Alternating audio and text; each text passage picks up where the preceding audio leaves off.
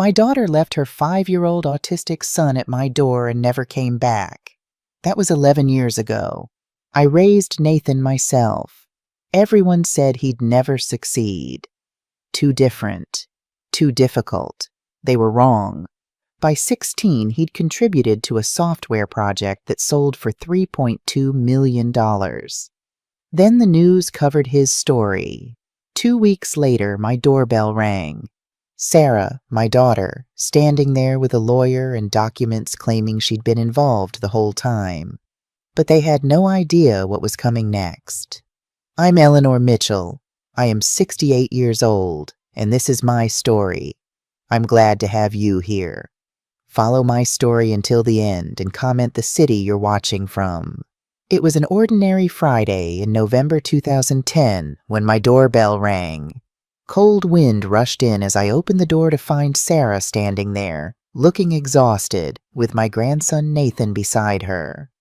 "Just for the weekend, Mom," she said, eyes fixed somewhere beyond my shoulder. "I need a break. Please." Something in her voice made my stomach tighten. Her blonde hair hung limply in a messy ponytail. Dark circles shadowed her eyes. She looked thinner than when I'd seen her 3 months ago. Nathan stood silently, staring at the porch floor. Small for his 5 years, he rocked slightly, heel to toe, heel to toe. His hands covered his ears, though we weren't making noise. "Sarah, what's going on?" I reached for her arm, but she stepped back. "Everything's fine. I just need a couple days to myself. I'll call you Sunday."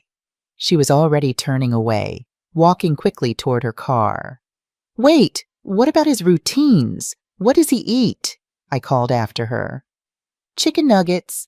He likes things the same. I'll call Sunday." She didn't look back, didn't hug Nathan, didn't kiss him goodbye. I watched her car disappear down the street. Nathan kept rocking. I taught elementary school for 35 years before retiring. Had a few autistic students mainstreamed into my classes over the decades, but always with aides handling the difficult parts. Standing there with my grandson, I realized I knew almost nothing about actually living with autism. "Hey, Nathan," I said softly. "Would you like to come inside?" He didn't look up, didn't respond, just kept rocking. I picked up his backpack. It felt light, too light for a weekend stay. Inside, one change of clothes, a worn dinosaur toy, and a toothbrush. Nothing else. The wind picked up, scattering autumn leaves across my yard. I opened the door wider and waited. After what felt like forever, Nathan walked past me into the house, still covering his ears.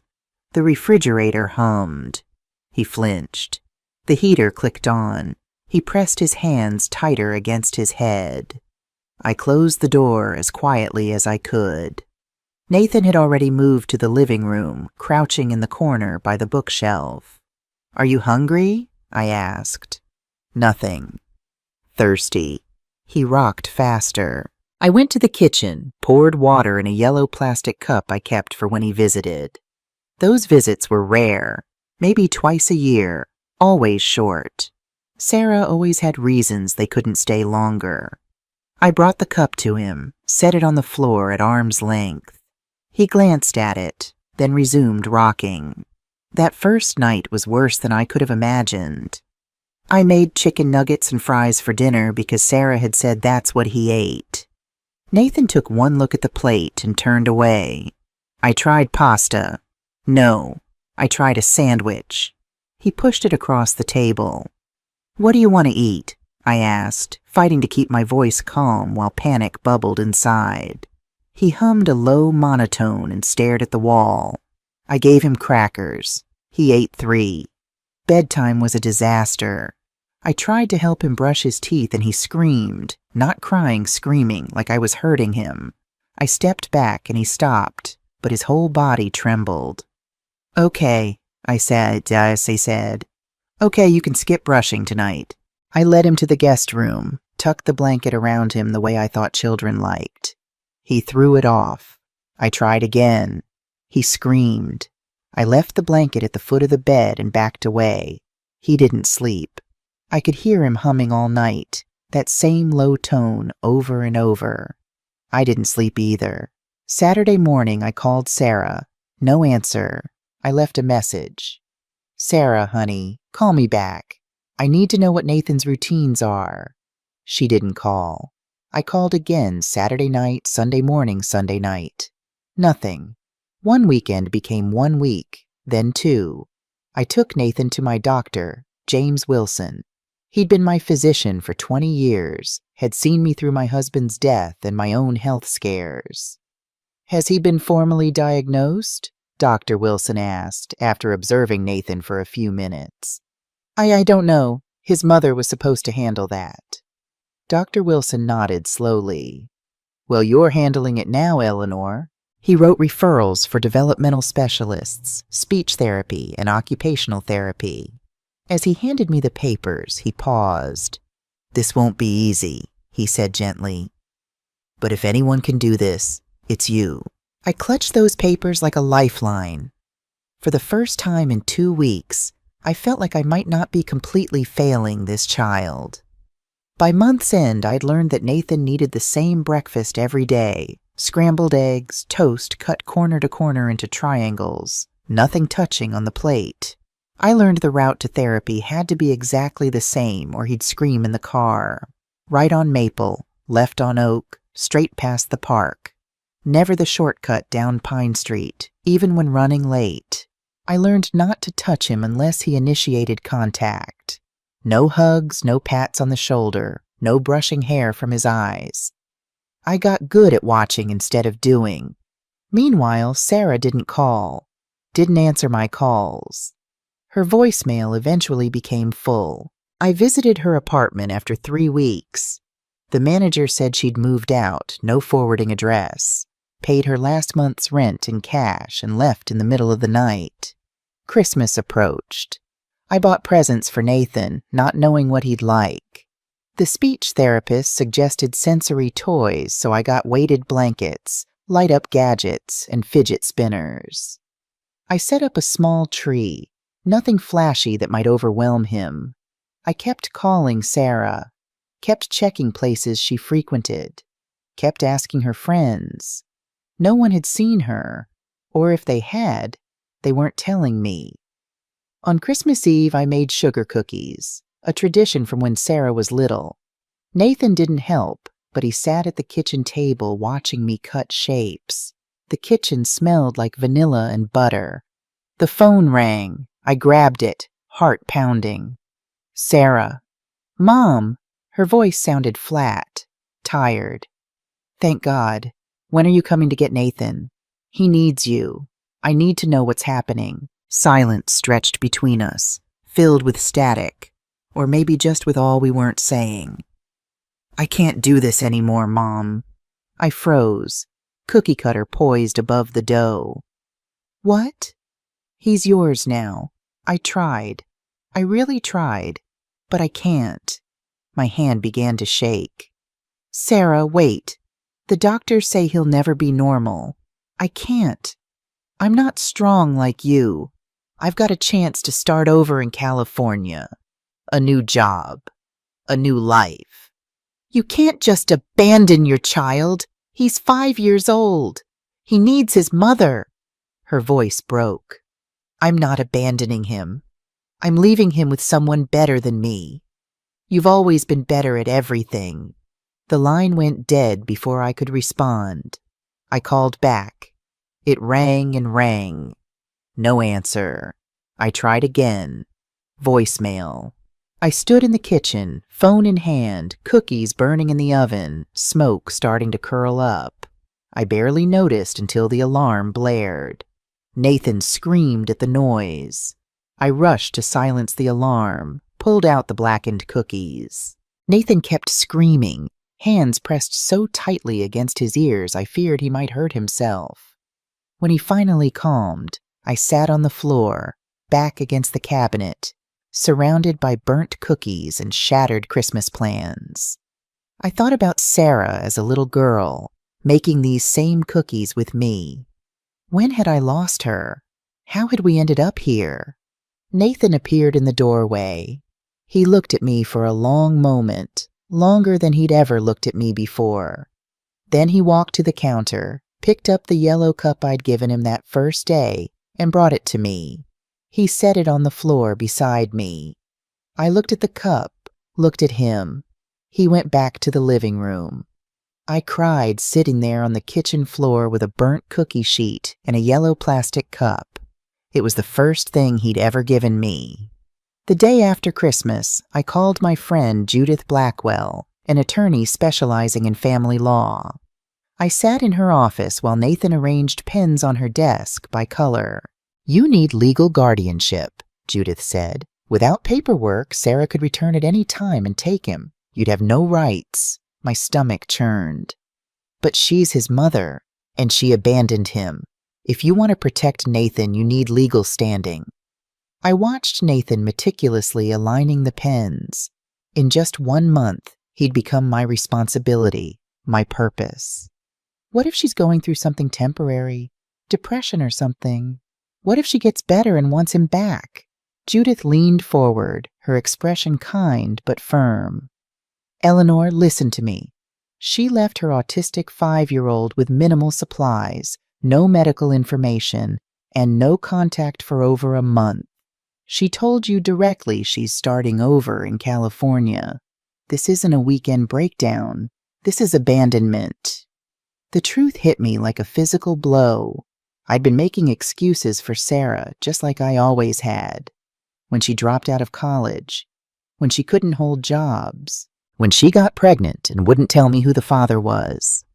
"I'll file for emergency temporary guardianship," Judith said. "But you should consider pursuing full legal custody. Nathan needs stability."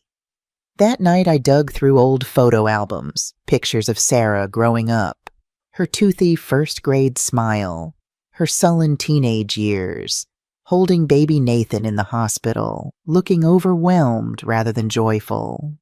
There was a history here I'd never fully acknowledged. Sarah had always struggled with school, with emotions, with life in general.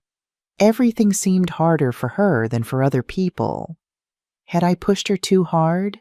Not hard enough? I found a photo of Sarah at Nathan's age. The resemblance caught me off guard. The same serious eyes, the same delicate features.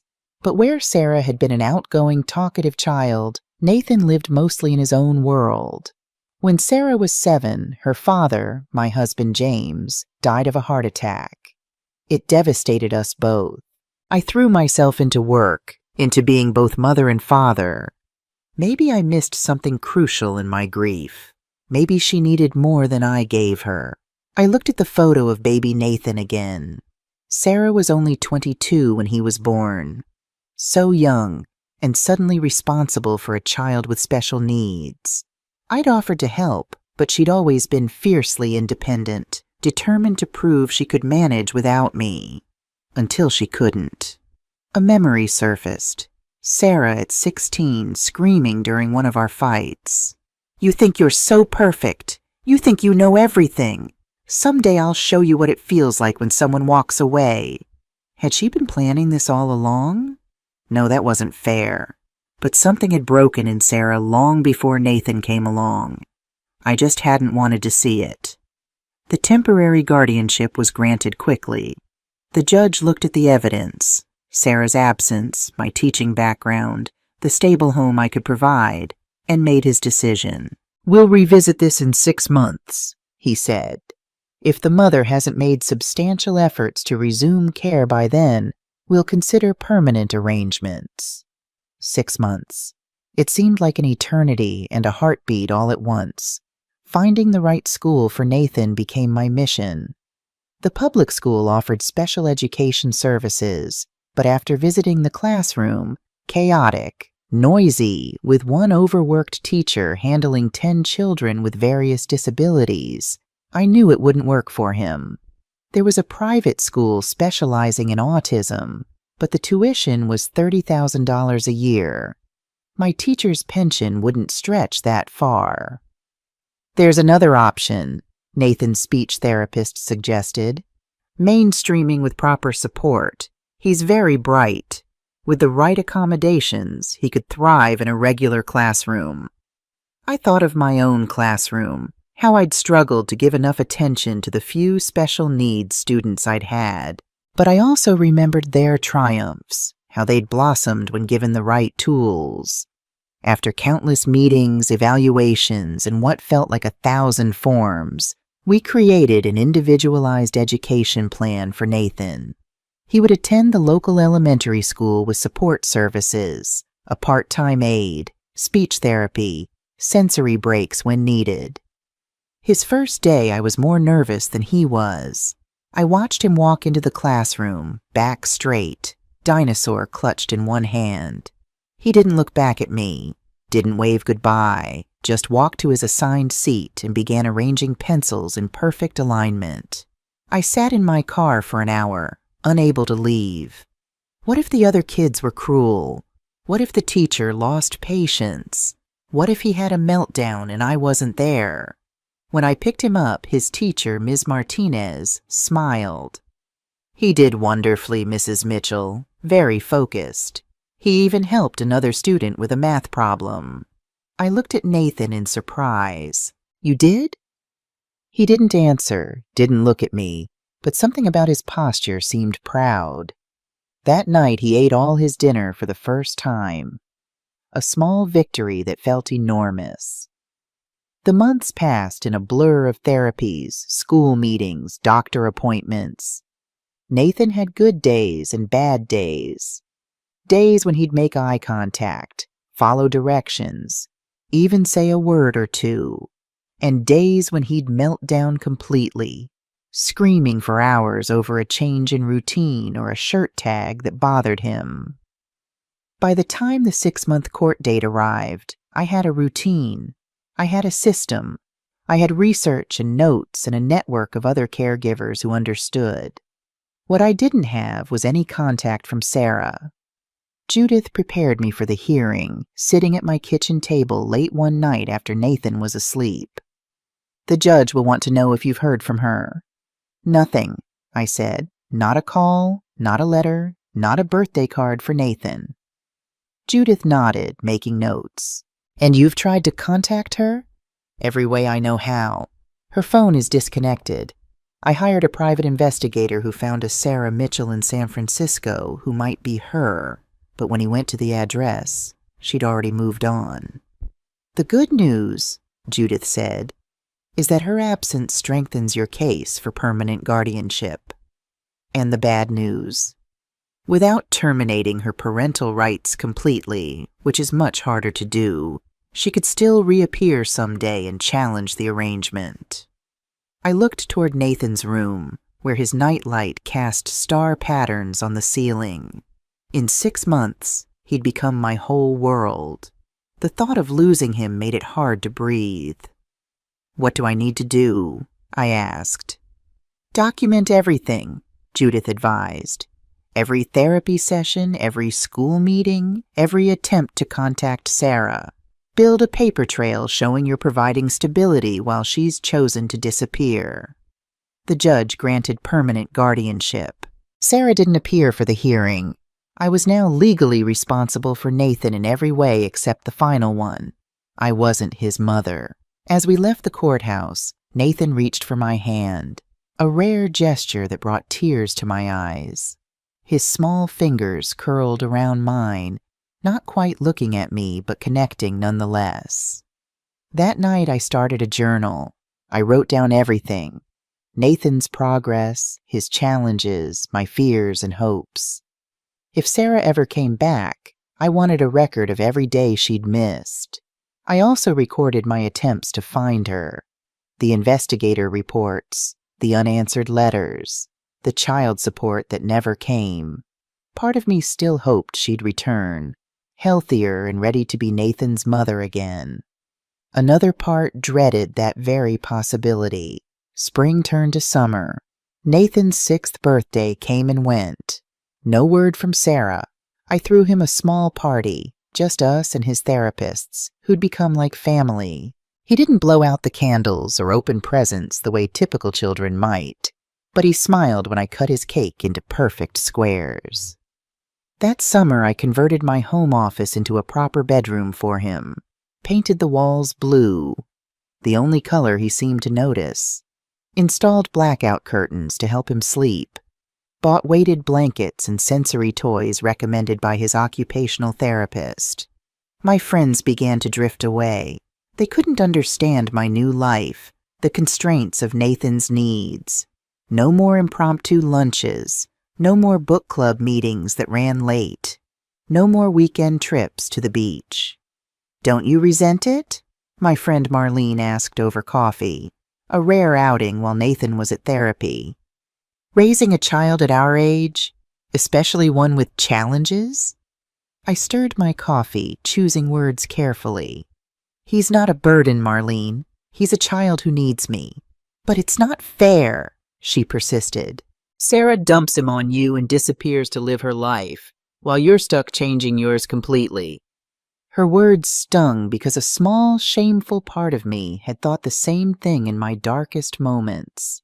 When Nathan wouldn't sleep for days, when he screamed if I put his socks on wrong, when other parents pulled their kids away from him at the park. "Life isn't fair," I finally said. "But Nathan didn't ask for any of this. Not his autism, not his mother leaving, none of it. If I don't stand by him, who will?" Marlene didn't call again after that day. I told myself it didn't matter. I had Nathan now. He was enough. But sometimes late at night I'd find myself looking at old pictures of Sarah, wondering where I'd gone wrong, wondering if she was happy in her new life without us, wondering if she ever thought about the son she left behind. By Nathan's 7th birthday, we had a rhythm. Mornings were for school. Afternoons were for therapy, speech on Mondays and Wednesdays, occupational on Tuesdays, behavioral on Thursdays. Fridays we went to the park if the weather was good, or the children's museum if it wasn't. His language was slowly improving. One-word requests became two-word phrases. "Water, please." "More book." Never eye contact, rarely my name, but communication nonetheless. I learned to see progress in the smallest things. The day he ate a new food without protest. The day he let me brush his hair without screaming. The day he sat through an entire school assembly, rocking but not melting down. Dr. Wilson checked in regularly. "You're doing remarkably well, both of you," he said during a checkup. "But who's taking care of you, Eleanor?" I brushed off his concern. "I'm fine." "You've lost weight. Your blood pressure is up. Are you sleeping?" The truth was, I rarely slept through the night. I was always listening for Nathan, his humming, his occasional nightmares, his early morning routines. "I'll sleep when he's in college," I joked. Dr. Wilson didn't laugh. "You need support. Have you considered respite care? Just a few hours a week for yourself?" The idea of leaving Nathan with strangers made my chest tight. "He doesn't do well with change." "Neither do you, from the looks of it." Dr. Wilson wrote a prescription. "For your blood pressure. And this," he wrote on another pad, "is the number for a support group. Parents and caregivers of children with autism. They meet Tuesday evenings at the community center." I took the prescriptions but didn't fill the one for blood pressure. Couldn't afford it, and Nathan's therapies. And I didn't call the support group. Didn't have time. Didn't have energy. Didn't want to tell our story again. My neighbor, Mrs. Abernathy, started bringing casseroles on Thursdays. She'd knock, leave the dish on the porch, and wave through the window. She never asked to come in, understanding without being told that Nathan found visitors stressful. "It's not much," she'd say when I thanked her, "but everyone needs a break from cooking sometimes." It was a small kindness that often brought me to tears after she left. Someone seeing me, helping without being asked. The first time I took Nathan to the support group was a disaster. Too many people, too much noise. We lasted 15 minutes before his meltdown sent us hurrying to the car. The second time, I went alone, arranging for one of his therapists to stay with him. I sat in the back row, not speaking, just listening to others tell stories so similar to mine. It was like hearing my own thoughts spoken aloud. My mother-in-law asked when he's going to get better, like autism is a cold, one mother said, exhaustion evident in her voice. My husband left, another shared. Said he couldn't handle it anymore. Couldn't handle him. A father spoke about fighting for services, for inclusion, for understanding. The system isn't built for our kids. We have to rebuild it around them. I went back the next week, and the next. I didn't share much at first, but it was enough to be among people who understood, who didn't judge, who saw Nathan as more than his diagnosis. The group leader, Diane, had a son with severe autism, now in his 20s. She took me under her wing, shared resources, listened to my fears. "Eleanor," she said one evening, "you're trying to do this all perfectly. No one can, not even you." "I have to," I insisted. "I'm all he has." "And who do you have?" she asked gently. The question lingered with me for days. I'd been so focused on being everything for Nathan that I'd forgotten to be anything for myself. I started making small changes. Hired a babysitter, a special education student from the local college, for 2 hours each Saturday. Use the time to walk in the park, browse the library, sit in a cafe with a book. I filled my prescription, started taking better care of myself, knowing Nathan needed me healthy. I let Diane and the other parents from the support group into my life. We exchanged phone numbers, advice, occasional childcare. They became the village I didn't know I needed. Nathan noticed the difference. On days when I felt stronger, more rested, he seemed calmer too. Our rhythms were connected, our well-being intertwined. In the fall of Nathan's second grade year, his teacher called me in for a meeting. My heart sank. These meetings usually meant problems. Nathan not participating, Nathan disrupting class, Nathan falling behind. Ms. Peterson, a veteran teacher with silver hair and kind eyes, showed me a stack of Nathan's math worksheets. "He's completing 3rd and 4th grade work," she said, "independently, without being taught." I stared at the papers. Perfect rows of calculations, every number precisely formed. "He has a gift for patterns," she continued. "I've never seen anything like it. He seems to intuitively understand mathematical relationships that most adults struggle with." Pride bloomed in my chest, followed quickly by worry. What does this mean for him? It means we need to challenge him more. I'd like to have him tested for the gifted program with accommodations for his social needs. I thought about the pediatric neurologist who'd evaluated Nathan the year before. "He may never live independently," the doctor had said. "You should prepare for that possibility." Now here was Ms. Peterson talking about advanced classes and special programs. The contrast gave me whiplash. "Will he fit in?" I asked. "The other gifted children are often quirky themselves," she finished with a smile. "Many twice exceptional children, gifted with learning differences, find their first real peers in these programs." That evening I watched Nathan at the dining table, meticulously sorting Lego pieces by color and size before beginning to build.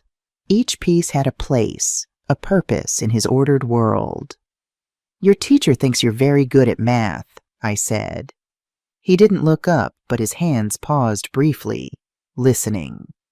"She wants you to join a special class for kids who are really smart at certain things." No response. He resumed sorting. "Would that be okay with you, Nathan?" He lined up 7 blue blocks in ascending size order. "Yes." My hand flew to my mouth. It was the first time he directly answered a question with a contextually appropriate response. Not an echo, not a script, but an actual answer. "Yes?" I repeated, hardly daring to believe. He nodded once, still not looking at me. Yes. 2 days later, I went to Sarah's old bedroom. I'd left it untouched since she moved out years ago, unable to face the memories. But now, for Nathan, I opened the door. The room was a time capsule of Sarah's teenage years. Band posters on the walls, clothes still in the closet, dust covering everything. I needed the space for Nathan.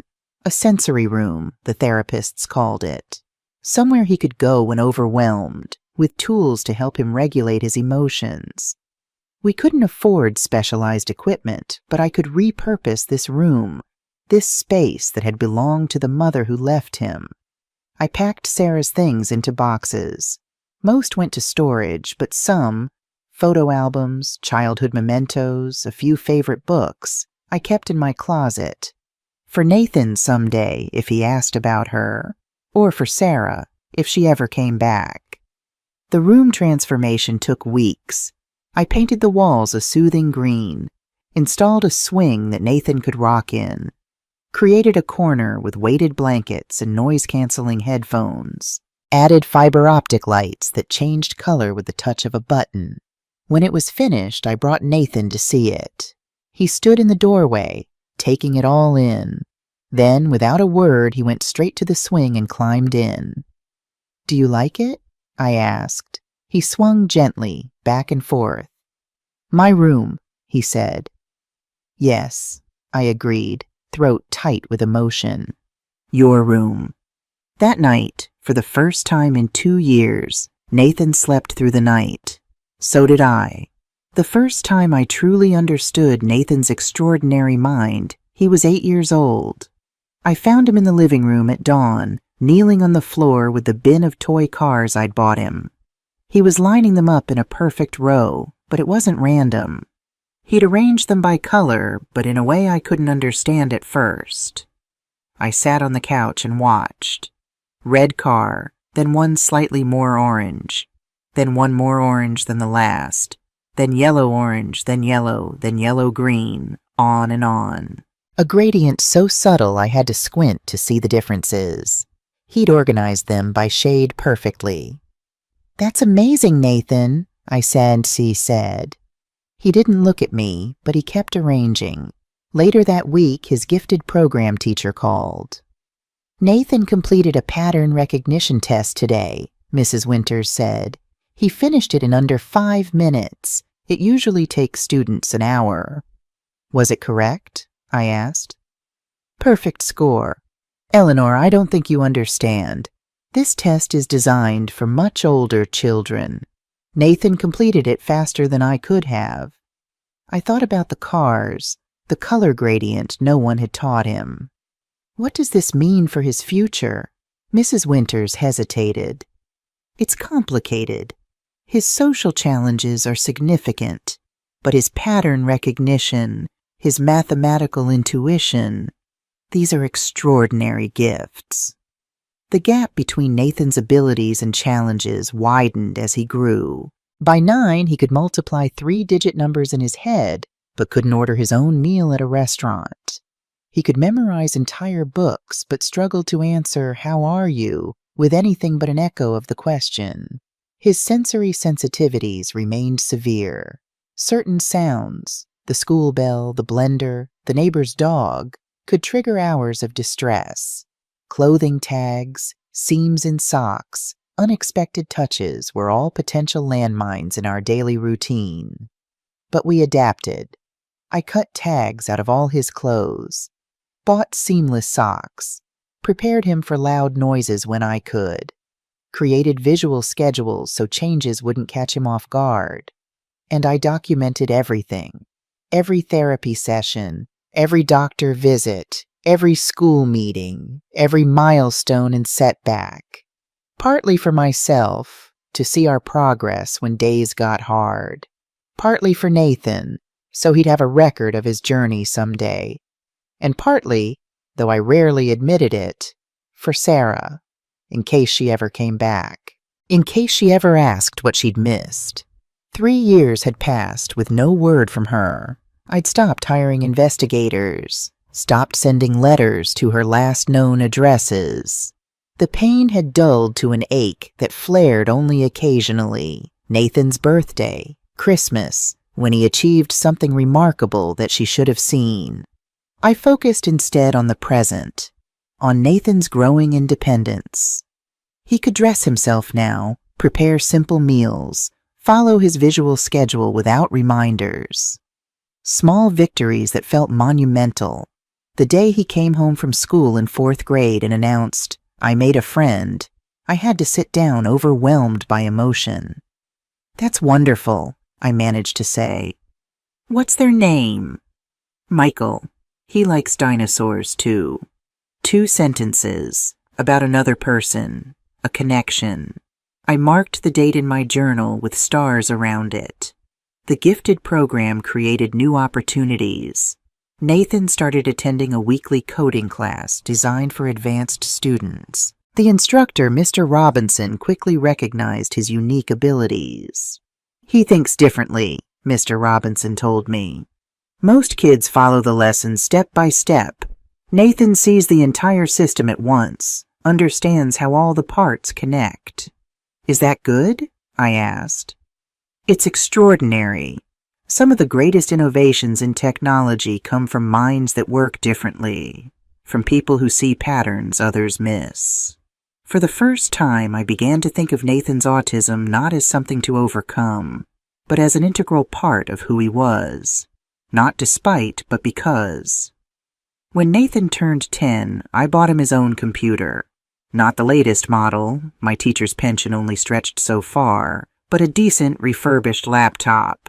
His face lit up when he opened it, the most emotional reaction I'd seen from him in years. "Thank you," he said, looking almost at my face. "You're welcome," I replied, trying not to cry at this small but significant connection. He spent hours on that computer, teaching himself programming languages from library books and free online courses. I set reasonable limits: homework first, bedtime non-negotiable, breaks for meals and fresh air. But otherwise, let him explore this new passion. One evening, I found him creating a program to organize his daily schedule. Not just a simple calendar, but a complex system that accounted for variables like weather, outdoor recess or indoor, special school events, therapy appointments that sometimes changed. "Did someone teach you to do this?" I asked, amazed at the sophistication. "No," he said simply. "I need it." So he built it, saw a need and filled it, in his own unique way. I thought of all the experts who'd told me what Nathan would never do: never speak fluently, never understand emotions, never live independently, never have a career. Yet here he was, proving them wrong day by day. Not by becoming normal, whatever that meant, but by finding his own path. Not that everything was smooth. Middle school loomed on the horizon with its complex social dynamics and changing classes. Nathan still had meltdowns when overwhelmed, still struggled with eye contact and conversation, still needed substantial support. But now I had evidence of his potential. Not just a grandmother's blind faith, but tangible proof of his extraordinary mind. The following spring, Nathan's special education coordinator suggested a new evaluation. "It's been several years," she explained. "His needs have changed. We should update his IEP before middle school." The testing took place over several days: cognitive assessments, academic measurements, social-emotional evaluations. Nathan approached each test methodically, without the anxiety I'd expected. When the results came back, the school psychologist requested a meeting. "Nathan's cognitive profile is fascinating," Dr. Benson began, spreading charts across the conference table. "His overall IQ is in the very superior range, but with extreme variability between domains." I nodded, having heard similar assessments before. "What's remarkable is his visual spatial processing and pattern recognition. These scores are, well, they're off the charts, Mrs. Mitchell. Literally in the 99th percentile." My chest swelled with pride, but also anxiety. What does this mean for middle school? Dr. Benson's expression turned serious. That's what we need to discuss. Regular classes, even gifted ones, may not challenge him enough in his areas of strength, but his social and emotional needs still require substantial support. The team recommended a mixed approach: advanced math and computer science, standard curriculum with support for language arts and social studies, and continued social skills therapy. He's what we call twice exceptional, Dr. Benson explained. Gifted intellectually, but with significant challenges in other areas. These students often fall through the cracks because their strengths mask their needs or their challenges mask their abilities. That night, I found Nathan in his sensory room, swinging gently in the hanging chair, iPad in hand. He was working on a new program, fingers flying across the screen. I watched him from the doorway, this extraordinary child who had become my life's purpose. 10 years old, brilliant in ways I was only beginning to understand, challenged in ways that broke my heart daily. "Nathan," I said softly. He didn't look up, but his fingers paused. "I'm very proud of you, no matter what." He resumed typing. I thought he hadn't registered my words, but as I turned to leave, he spoke. "I know," he said quietly. "I'm proud of you too, Eleanor." My first name, not Grandma or Nana or any title he'd been taught. My name used deliberately, a conscious choice. It felt like recognition, like seeing and being seen. I went to my room and pulled out the journal I'd been keeping since Nathan came to live with me. 5 years of detailed entries. Therapy notes, medical records, school reports, photos of milestones. And in the back, a section I rarely looked at, my attempts to find Sarah. The investigator reports, the unanswered letters, the child support that never came. I hadn't written in that section for over 2 years. Sarah had made her choice. I'd made mine. Nathan was thriving in his own unique way. Maybe that was enough. But that night, I wrote one last entry in the Sarah section. "Nathan called me Eleanor today. He's proud of me. Whatever mistakes I made with you, I'm trying to do better with him. If you ever come back, there will be a place for you. But this is his home now. I am his family. We are building a life without you." I closed the journal and put it away, feeling like a chapter had ended and a new one had begun. Middle school brought new challenges, changing classes, different teachers with different expectations, a social landscape that became increasingly complex as neurotypical peers navigated the turbulent waters of early adolescence. Nathan, now 11, approached it with his characteristic methodical nature. He created a map of the school, noting the quickest routes between classes and identifying quiet spaces where he could retreat when overwhelmed. He used noise-canceling headphones between classes when the hallway chaos became too much. He ate lunch in the library, where a kind librarian had created a small tech corner that attracted other students with similar interests. He wasn't popular, but he wasn't entirely alone either. A small group of computer kids, as they called themselves, accepted him into their orbit. They didn't mind his social awkwardness, his occasional need for space, his intense focus on specific topics. In fact, they valued his coding abilities and unique perspective. Michael invited me to his house on Saturday, Nathan announced one Wednesday afternoon, reading from a carefully written note. "For a coding thing. Can I go?" A play date. A normal middle school play date. I tried to keep my voice casual, though my heart was racing. "That sounds nice. What time?" 1 to 4. His mom will pick me up and bring me home. You should call her to confirm." He handed me the note with Michael's mother's phone number. Such a simple exchange, but it represented mountains of progress. Understanding the social protocol, anticipating my questions, planning ahead for potential anxiety. I called Michael's mother that evening. "We're so excited Nathan can come," she said warmly. "Michael talks about him constantly." Apparently, Nathan helped him debug some coding project that had Michael stumped for weeks. "Nathan's looking forward to it too," I said, throat tight with emotion I didn't want her to hear. He doesn't go to friends' houses often.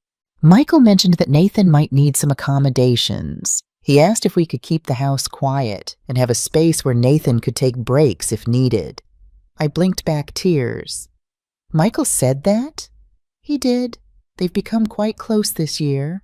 Michael has ADHD, so he understands a bit about brains that work differently." The play date was successful. Nathan came home excited about the coding project they'd started. Something about creating a game that adapted to the player's preferences. "We're going to keep working on it," he said.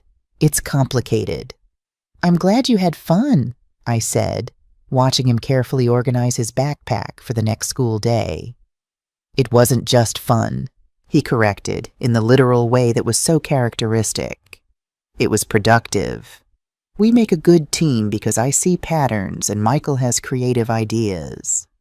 It struck me then that Nathan was finding his place, not by becoming like everyone else, but by finding people who valued him exactly as he was. That winter, I fell ill with pneumonia. For the first time since Nathan came to live with me, I was completely incapacitated. Fever, weakness, and a cough that felt like broken glass in my chest kept me bedridden for days. I worried constantly about disrupting Nathan's routine, about who would drive him to school, prepare his specific meals, help with homework. At 73, my recovery was slower than I'd hoped. To my amazement, Nathan adapted. He set alarms on his phone to maintain his schedule. He prepared simple meals for both of us. He even called my doctor when my fever spiked one night, explaining the situation with remarkable clarity. "Grandma Eleanor is very sick. Her temperature is 103.2 degrees. She needs help." When I apologized for the disruption to his routine, he looked at me with rare, direct eye contact. "You take care of me," he said simply. "Now I take care of you." It was the most emotional statement he'd ever made. As I recovered, something shifted between us. Nathan began checking on me regularly. "Did you take your medicine? Did you eat lunch? Are you feeling better?" Brief questions, but each one a thread connecting us. He was showing me in his own way that our bond went both ways.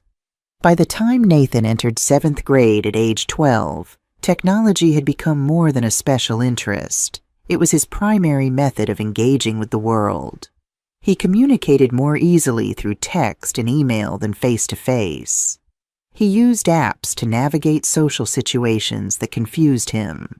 He found online communities of other neurodivergent teens who shared his experiences. And he continued coding, creating increasingly sophisticated programs. One tracked local weather patterns, correlating them with historical data to predict school closings, a major source of anxiety for him. Another organized his homework assignments by due date, priority, and estimated completion time. I watched with a mixture of pride and awe as his skills developed. The boy who struggled to tie his shoelaces could write code that professional programmers would envy. "You have a remarkable grandson," his computer science teacher told me during a conference. "I've been teaching for 20 years, and I've never seen a mind quite like his." "What do you see in his future?" I asked, the question that had haunted me since the day Sarah left. The teacher considered carefully. "Tech, certainly. Programming, data analysis, artificial intelligence. Fields where his pattern recognition abilities would be invaluable, but he'll need the right environment. One that accommodates his needs while valuing his talents." I thought about my age, nearly 74, about how many more years I might have to guide him toward that future, about whether I was doing enough to prepare him for independence. That spring, I updated my will, left everything to Nathan with a trust managed by Judith until he turned 30. I made arrangements for guardianship if something happened to me, My nephew Robert, who had always been kind to Nathan and had a calm, predictable household. I didn't tell Nathan about these preparations.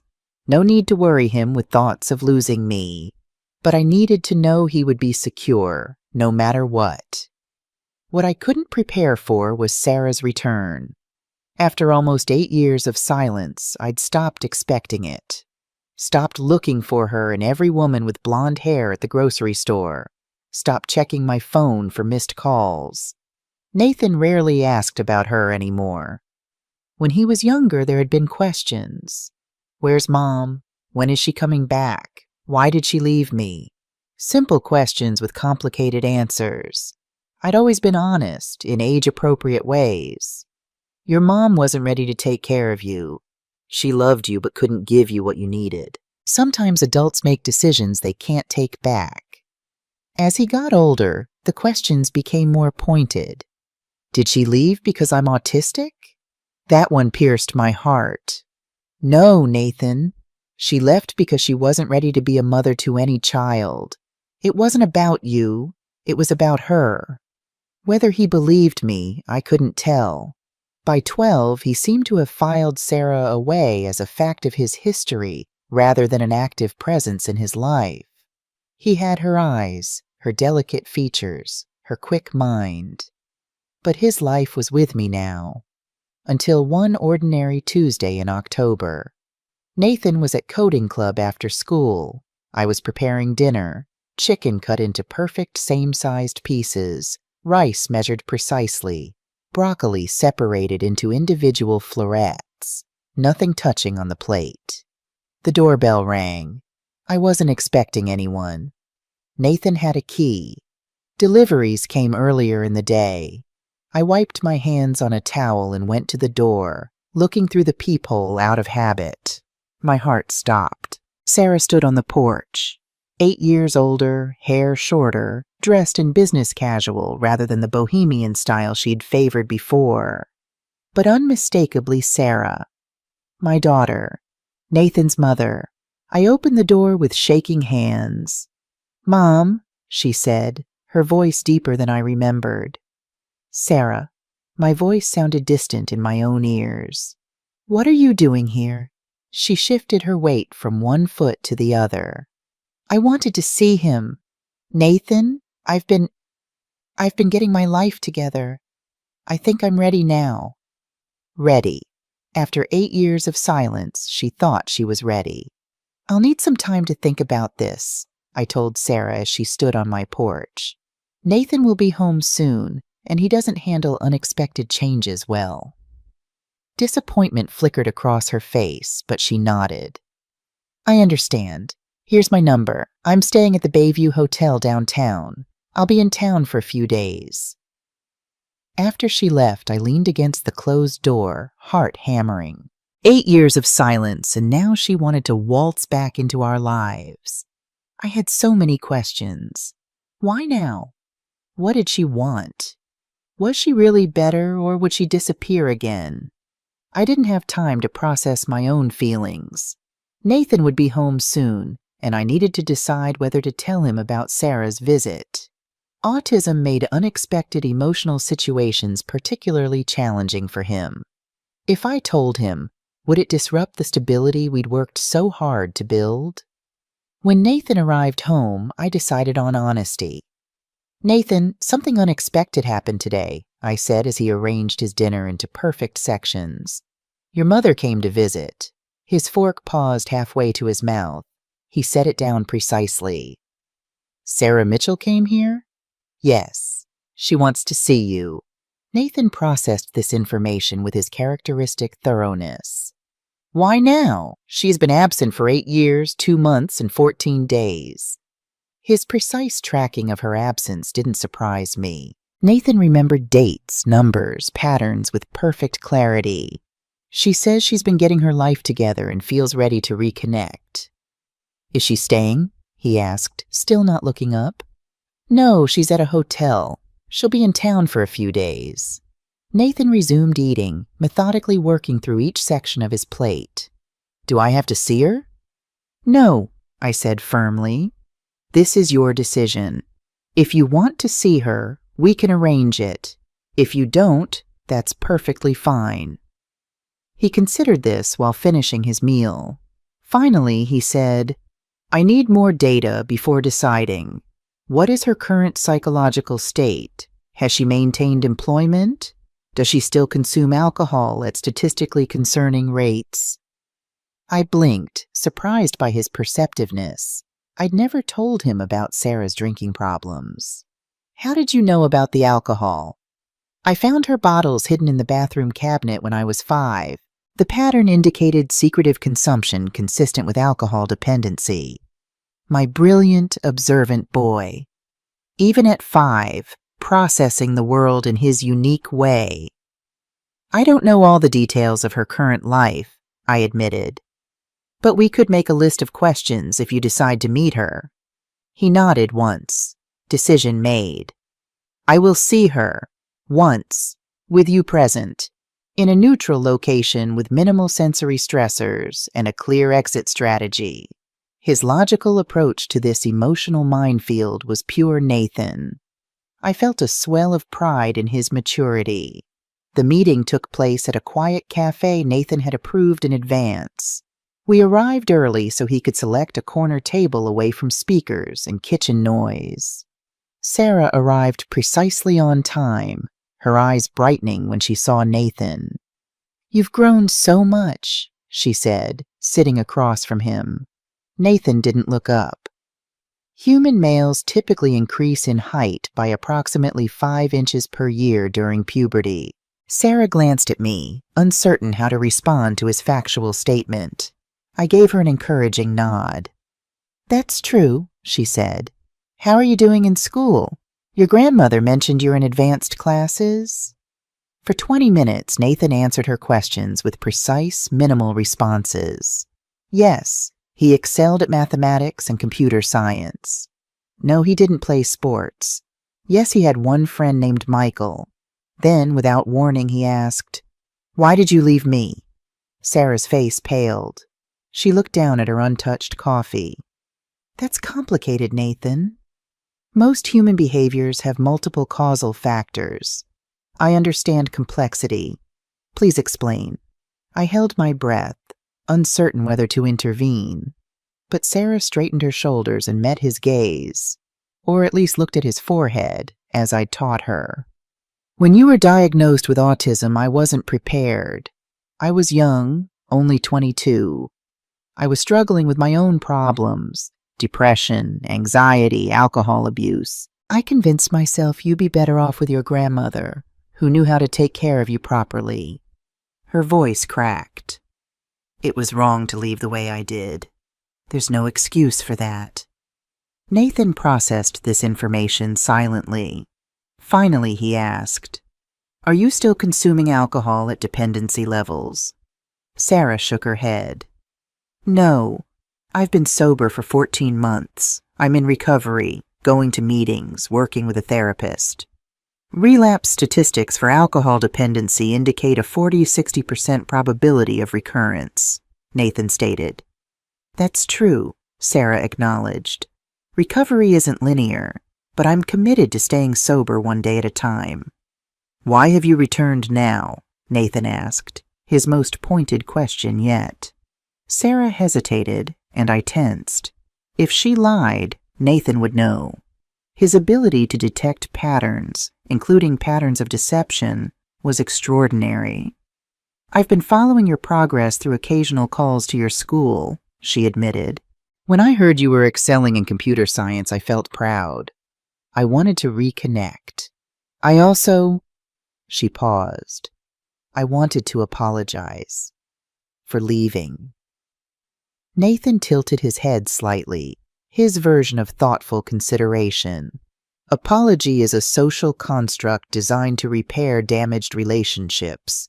It doesn't alter past events. No, Sarah agreed softly. It doesn't. I need to process this information, Nathan said, standing abruptly. This interaction has been sufficient for initial assessment. He walked toward the door, and I hurried after him, giving Sarah an apologetic glance. Outside, Nathan was already calculating the optimal route home, his mind processing the emotional encounter through the framework he understood best, data and patterns. "Are you okay?" I asked as we walked. "I'm analyzing the interaction," he replied. Her statement about sobriety appears statistically plausible given observable physical indicators. Pupil dilation, hand steadiness, and skin tone are consistent with reduced alcohol consumption.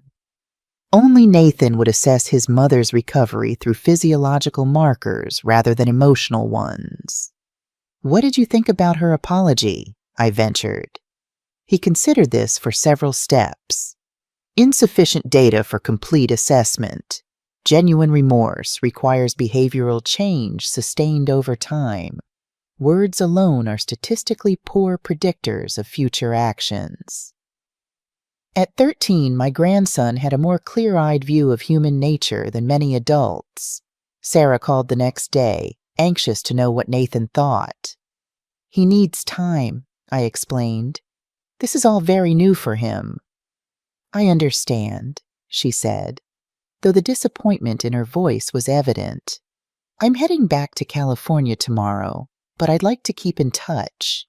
Maybe phone calls or emails to start?" I relayed this to Nathan, who thought about it with his characteristic thoroughness. Email would be preferable to phone calls, he decided.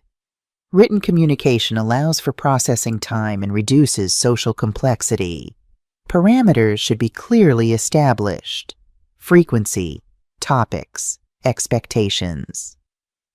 So began a carefully structured correspondence between Nathan and the mother who'd abandoned him. Once a month, Sarah would send an email. Nathan would respond within 3 days. The exchanges were brief, factual, devoid of emotional language, exactly how Nathan preferred to communicate. I monitored these exchanges at first, worried that Sarah might disappear again or somehow hurt Nathan, but she remained consistent, respecting his boundaries, never pushing for more than he offered. Meanwhile, Nathan faced new challenges at school. As he entered 8th grade, the social landscape grew more complex. The kindness of elementary school gave way to the casual cruelty of adolescence. Nathan's differences, his formal speech, his lack of eye contact, his disinterest in sports or popular culture, became targets for ridicule. Retard, robot, freak. The words followed him through the hallways. Nathan reported these incidents with the same detachment he might describe weather patterns. "Tyler Matthews called me a retard approximately 14 times this week. Connor Wilson hid my backpack 3 times. Statistical analysis suggests this behavior will continue unless external factors intervene." I was ready to storm the school, demand action, protect my boy. But Nathan had his own solution. "I've started a coding club," he announced one evening, "meeting in Mr. Robinson's classroom during lunch on Tuesdays and Thursdays." "That's wonderful," I said, surprised by his initiative. "Who's joining?" "Currently 7 members, including Michael. 3 are considered popular by standard social metrics. Their participation has reduced negative interactions by approximately 37%. Nathan had figured out a fundamental social truth. Shared interests create connections that transcend differences. By creating a space where his skills were valued, he'd found a measure of protection and acceptance. The coding club soon became the highlight of Nathan's school experience.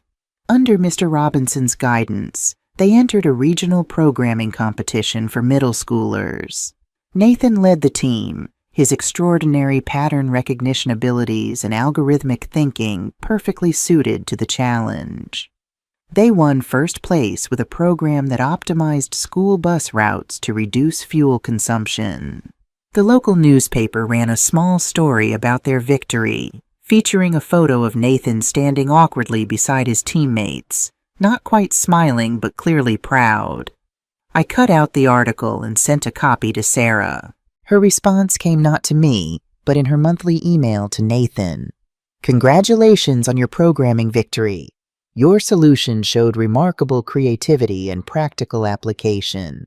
I'm proud of how you're using your unique talents." Nathan didn't comment on her praise, but he saved the email in a special folder. A small sign that perhaps her words meant something to him after all.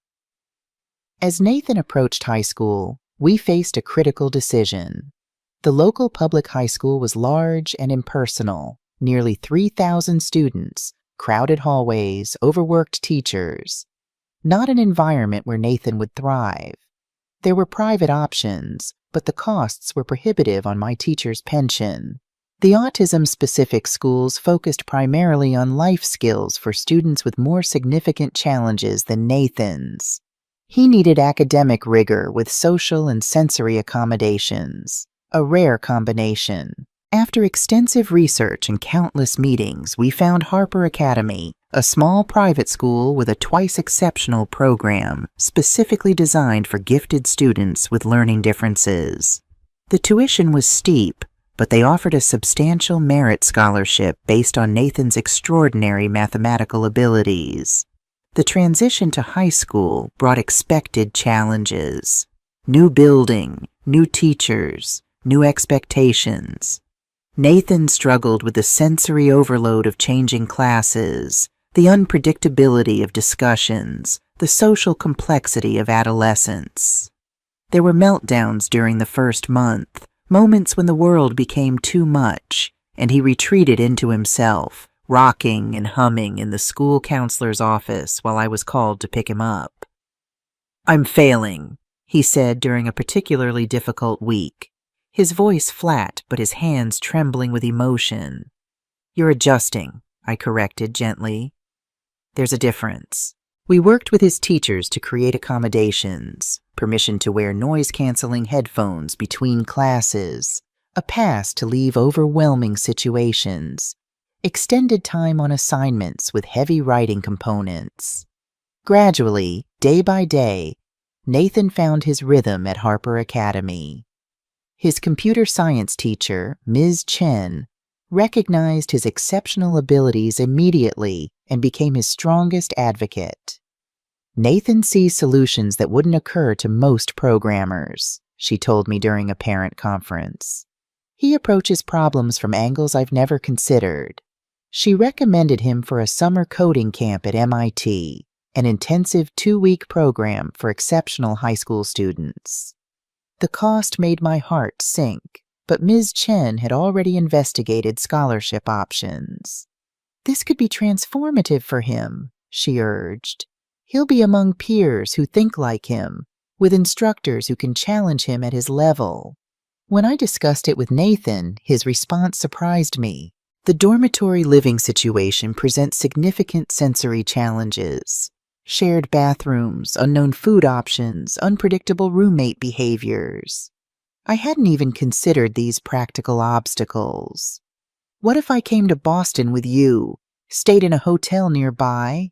You could attend during the day and have a quiet, familiar place at night."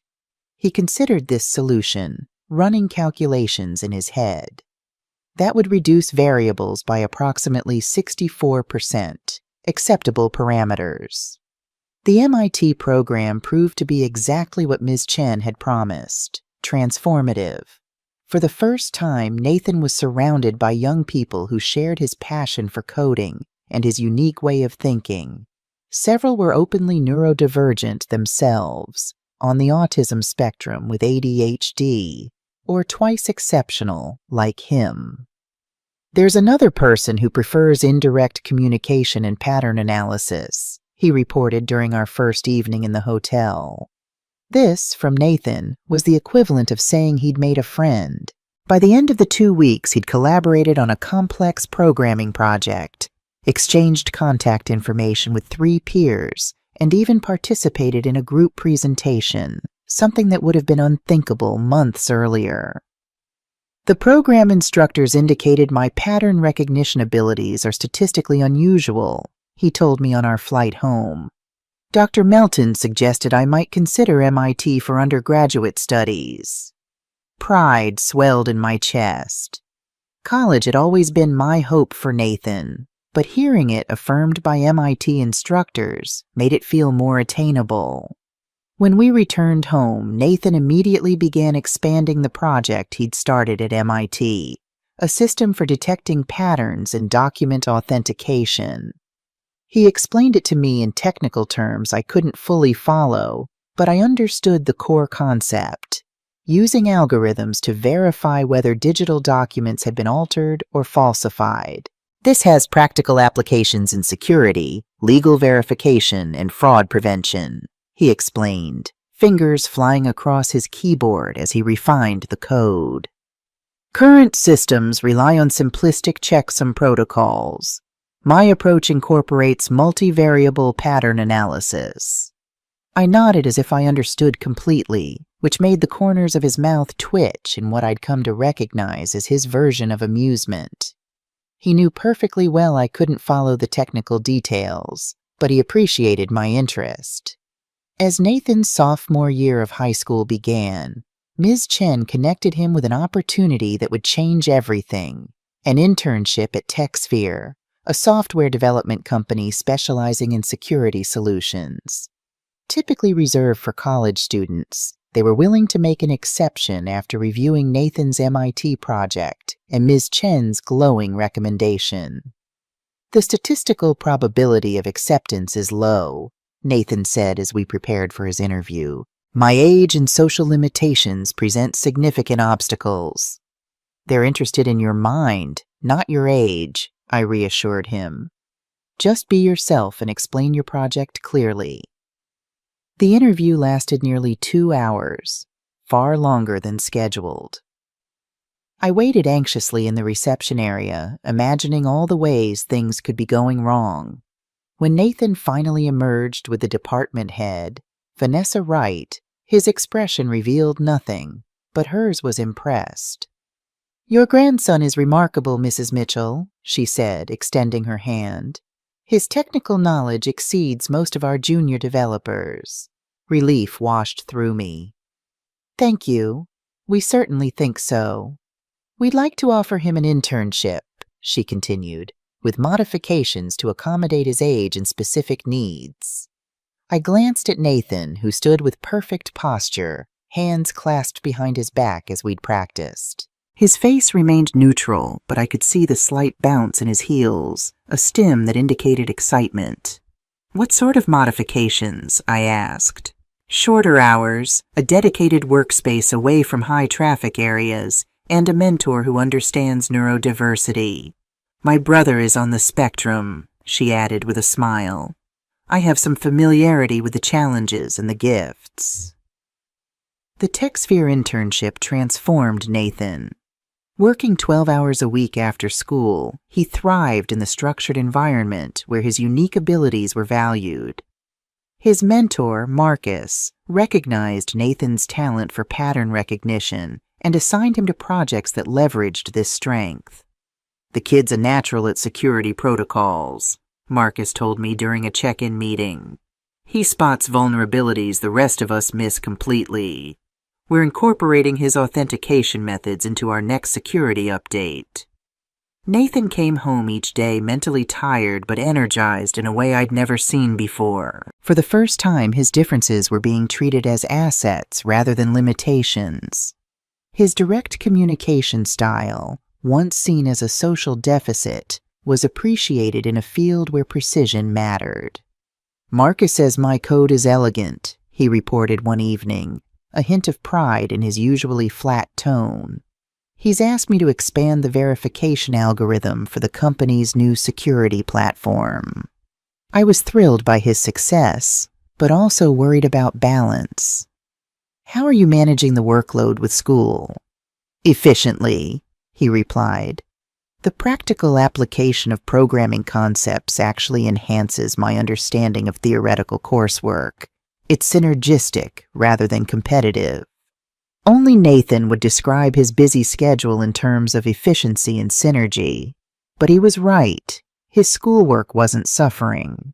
If anything, his grades were improving as he found real-world applications for abstract concepts.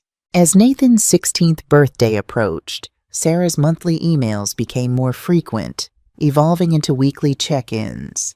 She shared news about her life in California, her work counseling families of newly diagnosed autistic children, her continuing sobriety, her quiet apartment with a garden she was learning to tend. Nathan's responses remained brief, but gradually became less formal. He began sharing details about his internship and his developing verification system. When Sarah expressed genuine interest in the technical aspects, asking thoughtful questions about his methodology, Nathan's replies grew longer, more detailed. I monitored this evolving relationship with cautious optimism. Sarah seemed sincere in her recovery and her desire to know her son. Nathan was engaging on his terms from a safe distance with clear boundaries. It wasn't a conventional mother-son relationship, but it was something. Then came the announcement that would change everything. "I've been offered a position at the New England Autism Resource Center," Sarah said during one of her now regular Sunday calls to me. "In Boston." My grip tightened on the phone. "Boston? You're moving across the country?" "The job is perfect. Coordinating parent support programs for families with newly diagnosed children. Using my experience to help others avoid the mistakes I made." Her voice turned hesitant. "And yes, being closer to Nathan is part of why I accepted." Alarm bells rang in my head. "Sarah, he's doing so well. He's stable. If this disrupts that—" "I understand," she interrupted gently. "I'm not planning to push for more than he's comfortable with. Same boundaries, same schedule. I want a chance to know him, Mom, to try to make up for some of what I've missed." I wanted to believe her.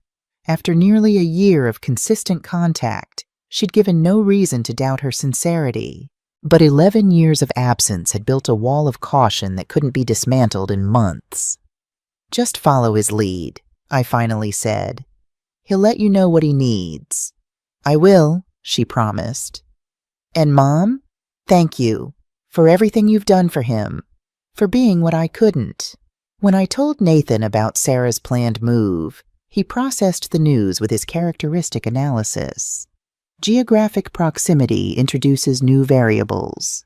The current digital communication parameters have proven stable and productive. "She's promised to maintain those boundaries," I assured him. "Nothing has to change unless you want it to." He nodded, accepting this. "I'll continue monitoring behavior patterns for consistency. So far, her communication has shown 96.4% reliability." His statistical approach to relationships might seem cold to others, but I understood it for what it was. Nathan's way of managing uncertainty and protecting himself from potential hurt. Meanwhile, his work at TechSphere was attracting attention within the company. The verification system he'd been developing, initially a personal project expanded from his MIT summer program, had evolved into a sophisticated security tool with commercial potential. "We'd like to discuss incorporating Nathan's authentication protocol into our enterprise security package," Vanessa explained during a meeting that included Nathan, Marcus, and several company executives. "His algorithm catches forgeries and alterations that our current systems miss completely." Nathan, seated beside me, remained outwardly calm, but I noticed his hand stimming slightly under the table, a sign of excitement or nervousness. "The current iteration has a 99.7% accuracy rate," he stated, "but implementation would require interface modifications for user accessibility." The executives exchanged impressed glances. One leaned forward. "Would you be interested in leading that implementation, Nathan? With appropriate mentorship, of course." It was a significant offer, moving from intern to project lead, with his name attached to a commercial product. At 16, Nathan considered the proposal with his usual thoroughness. "That would require additional hours and schedule adjustments. I would need to analyze the impact on academic requirements and existing routines." "Of course," Vanessa agreed. "We can work around your school schedule and make any accommodations you need." This is your intellectual property, Nathan. We want to develop it with you, not take it from you. After careful consideration and discussions with Harper Academy about adjusting his schedule, Nathan accepted the expanded role at TechSphere. The school agreed to give him independent study credit for the project, recognizing its educational value. His verification system, now officially named Autistic, became the focus of intensive development. Nathan worked with a team of programmers, guiding the integration of his core algorithm into a user-friendly interface. His ability to detect patterns and inconsistencies in digital documents proved remarkable, catching subtle alterations that even experienced security experts missed. "The kid's a savant with this stuff," I overheard Marcus telling another developer. "He looks at a document and just sees the patterns, metadata inconsistencies, timestamp anomalies, signature variations, things we'd need multiple specialized tools to detect." Pride mingled with worry as I watched Nathan navigate this new professional world. He was thriving intellectually, but still struggled with the social aspects. Team meetings, client presentations, collaborative problem solving. Vanessa and Marcus created accommodations, allowing him to contribute in ways that played to his strengths while supporting his challenges. Then came the article that would catapult Nathan from promising intern to tech prodigy in the public eye. Tech Innovations magazine ran a feature on young developers reshaping security protocols. Nathan's Autistic system was highlighted as a breakthrough approach to document verification, with particular applications for detecting sophisticated digital forgeries. The 4-page spread included a professional photo of Nathan at his workstation, looking serious and focused in front of multiple monitors displaying code. Mitchell's neurodivergent perspective enables him to recognize patterns and anomalies that neurotypical programmers might miss, the article stated. His verification system is particularly effective at detecting subtle inconsistencies in document metadata, making it nearly impossible to forge credentials undetected. The article mentioned his autism not as a limitation, but as a potential advantage in his specialized field. It was the kind of representation I dreamed of, showing the world that different didn't mean less. Nathan read the article with his usual detachment. "The technical specifications are accurately represented," was his only comment. But the industry reaction was immediate and overwhelming. Within days, Nathan's TechSphere email was flooded with messages from tech companies, security firms, and even government agencies interested in his verification system. "These are acquisition offers," Vanessa explained, spreading printouts across the conference table. "They don't just want to license the technology, they want to buy it outright." Nathan studied the documents, processing the implications. "The monetary values significantly exceed my projections." "Because what you've created is revolutionary," Marcus added. "Especially in an era of deepfakes and digital manipulation, the ability to verify document authenticity with 99.7% accuracy is game-changing." The numbers were staggering. 7 figures, with the highest offer approaching $3 million. For a system Nathan had built initially as a personal project to organize his own digital records. As news of these offers spread through tech circles, Sarah called with unusual urgency. "I saw the article," she said, excitement evident in her voice. "This is incredible, Mom. Companies are bidding millions for his system?" "Yes," I confirmed cautiously. "Nathan is evaluating the offers now." "I'm so proud of him," she said, and I believed her. "Please tell him that from me, if it wouldn't be awkward." I promised I would, though something in her enthusiasm triggered a faint warning bell. It was natural to be proud, but there was an intensity to her interest that made me uneasy. That uneasiness proved prophetic when, 3 weeks later, as Nathan finalized his decision to sell the verification system to Anderson Security for $3.2 million. Our doorbell rang. I opened it to find Sarah standing there, but not alone. Beside her was a sharp-dressed man with a leather briefcase. "Mom," Sarah said, her expression a mix of determination and apology. "This is James Walsh, my attorney. We need to talk about Nathan's business transaction and my rights as his mother." The man extended his hand. "Mrs. Mitchell, I'm here to discuss Sarah's parental rights and financial interest in her son's recent business deal." As he handed me legal documents claiming Sarah had maintained regular contact and financial support throughout Nathan's childhood, I felt the ground shifting beneath my feet. 8 years of abandonment, followed by 1 year of cautious reconnection, and now this, a naked grab for Nathan's sudden wealth. Behind me, I heard Nathan's footsteps approaching. He appeared beside me, taking in the scene with his quick analytical assessment. "What's happening?" he asked. Walsh turned to him. "Hello, Nathan. I'm representing your mother in a legal matter concerning your welfare and financial interests." Nathan looked at the papers in my hand, then back at the lawyer. "My grandmother has been my legal guardian since I was 6 years old. Court-appointed and never challenged by Sarah Mitchell." The lawyer seemed momentarily thrown by Nathan's direct communication. "Yes. Well, circumstances have changed. Your mother has been actively involved in your life and is concerned about your best interests, given the recent financial developments." Nathan's expression didn't change, but I noticed his hands begin their subtle, self-regulating movement.